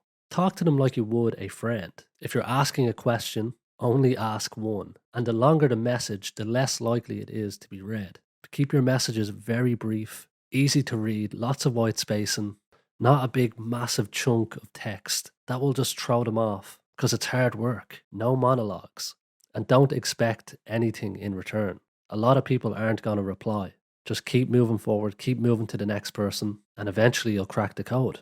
And when it comes to networking, just focus on people that you actually like. And you'll get a good idea of what someone's personality is like by what they're posting on LinkedIn. For example, last year I came across a fella called Dominic Joyce. And straight away, I knew that Dominic was real. I knew he was genuine just by the content that he was posting. He wasn't trying to be virtuous to get likes. He was just being real. And I was pulled in to just engage with his content. And organically, we just started chatting to each other because our interests aligned. And that led us to collaborating, doing a few LinkedIn live sessions. We done a podcast. And if I need some advice on something, I'll drop him a message and he'll happily share his knowledge with me, and vice versa. Just like any friend, just like any relationship that you have with people you're close to. And just last week, we met in person for the first time. So, as someone who really dislikes networking, if I can make friends on LinkedIn, then you most certainly can, trust me. So, focus on people that you have a genuine curiosity or interest in. It's much easier to talk to people who you share the same interests in, you have the same humor. Find the people where you see what they post, you see their content, and it resonates with you. It's like, I feel like I know that person. I feel like they're a cool person. And just reach out to them organically. If something inspired you and if something resonated with you, just let them know. And you'll find your people, you'll start building relationships, and they will continue to serve you for the rest of your career. Now, the next strategy on our list for getting a job is one that most people don't use. And it centers around posting content and engaging with content on LinkedIn. And what this will do for you, it will increase the number of people that see your profile. And the more you can increase the number of people that land on your profile, the the more likely it is that you're going to get contacted about job opportunities. So, by you just liking and commenting and sharing on content related to your industry on LinkedIn, more people are going to land on your profile. And here's how it will work. So, let's say that you connect with a decision maker, with a hiring manager. Let's say I'm the hiring manager and I'm scrolling on my newsfeed here. And when you comment on another post, it will show up on my newsfeed like this. For example, here, Jennifer, I can see that she's open to work, she works in marketing. And if Jennifer is dropping knowledge bombs in the comments section and I'm connected with her, and every time I log into LinkedIn, I see Jennifer sharing her insights and her knowledge related to the field that I'm working in. If there's a job opening in my department related to marketing, and I see Jennifer here talking about marketing every day, sharing her knowledge, sharing her insights on the market, I'd be stupid not to check out Jennifer's profile, see what she's about. And the fact that I know she's open to work because she has the open to work banner, so she's likely going to engage in a conversation with me. So I'm just going to drop her a message and see if she's available for a chat. That's how it works. So the more you like, the more you comment, the more chances you have of a decision maker or a hiring manager coming across your profile. It puts you front of mind as well. And if you comment on a post, you're getting access to that person's following. So you're increasing your visibility massively on the platform just by engaging. And how I recommend you get started is just setting the bar low. Dedicate 15 to 20 minutes a day commenting on, 5 to 10 posts related to your industry. And to find relevant content, you can search by hashtag. So if you work, say, in marketing, just type in the hashtag marketing into the search bar, click posts. And if you scroll through this page, you'll find people posting about the industry that you work in. And you can filter by date posted so you can find more relevant content. And as well as this, try and find thought leaders in your space. So, who are the biggest content creators in your field? And you can also find content being posted from people who work at the company that you want to get into. So, if you go to all filters here and under mentioning company, just type in the company that you want to work for. So, if I put in Google, hit show results, they posted past 24 hours. To broaden your search, you can go to past week as well, hit show results. And you see here the first post is from someone working at Google. Well, actually, unfortunately, he's just left Google, but you get the idea here. So play around with these filters. And as well as that, you can go to the company's page, click on the post section, and start engaging with their content there as well. And you'll find like-minded people. And all of this activity is going to increase the number of people that land on your profile. And we've already pimped out your LinkedIn profile. So they are going to know straight away if you can fit into a position that they have available, if they have a position available. And just to help you along with engaging with others on LinkedIn, in section 6.6 of the instruction manual, I've included some guidelines and best practices to help you navigate the platform. Now, when it comes to you actually posting content on your page, this is probably one of the most effective ways that you can position yourself as an expert in your field, just by sharing one post a day or every second day. And this strategy is how I've built my entire business. So all I do every day is just share a tip or a helpful insight or something related to my industry, which is helping people with their careers. And by continuing to do that for an extended period of time, people recognize me as someone who knows what they're talking about, simply because I show up every day and share my insights.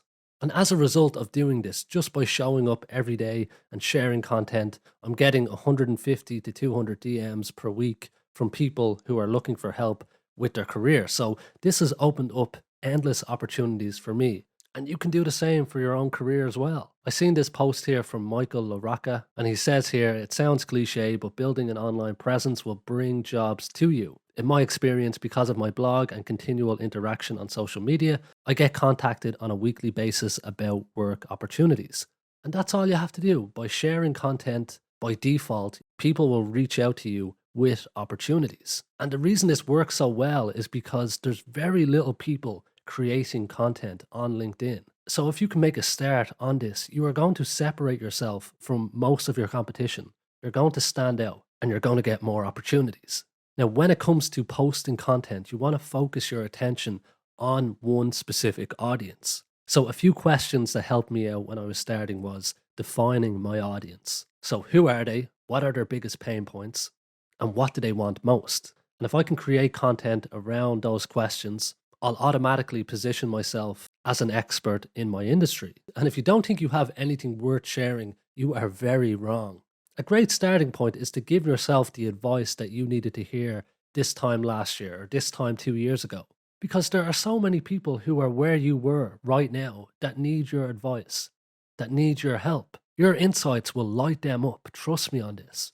And you can just share what you learned along the way on your journey. Talk about your transition, talk about your progress. And as well as that, there's so many places where you can get inspiration for creating content. First of all, follow the biggest content creators in your industry and just see what they're posting. See what works, and you're going to get inspiration. You can talk about what you have a strong opinion on. You can share stats. You can share your analysis on something. You can search for topics related to your industry on the likes of YouTube, on the likes of TikTok, and filter by the most viewed or the most liked. And you're going to see what people are talking about. And this will just generate ideas for you.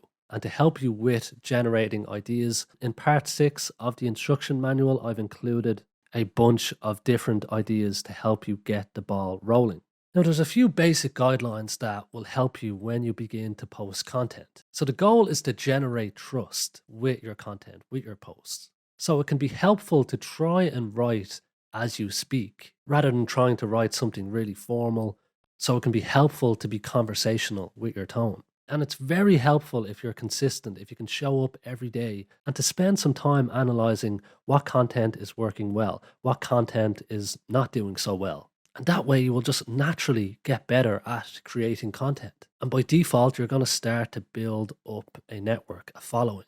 You'll start to build a personal brand as a result. And eventually, if you show up enough times, you're going to be seen as a thought leader in your space. And by having a strong personal brand, by having this reputation, of course, it's going to serve you now with your job search, but it's also going to serve you for the rest of your career. With a strong reputation, with a strong personal brand, it's one of the highest forms of job security you can get. Because if you lose your job, you will have built up so much credibility in your industry that when it's time for you to get a favor, to get help, people are going to have your back. Trust me, I've seen this. One example was from last year. A friend of mine, Dominic Joyce, who's a content creator on LinkedIn, he's a recruiter, and he adds so much value to people on LinkedIn. He gives free advice every week, top-notch stuff. And when he became unemployed, he dipped into the community that he built, let them know that he was available, he was on the market, posted it on LinkedIn, and in the first week, the post got 500,000 views.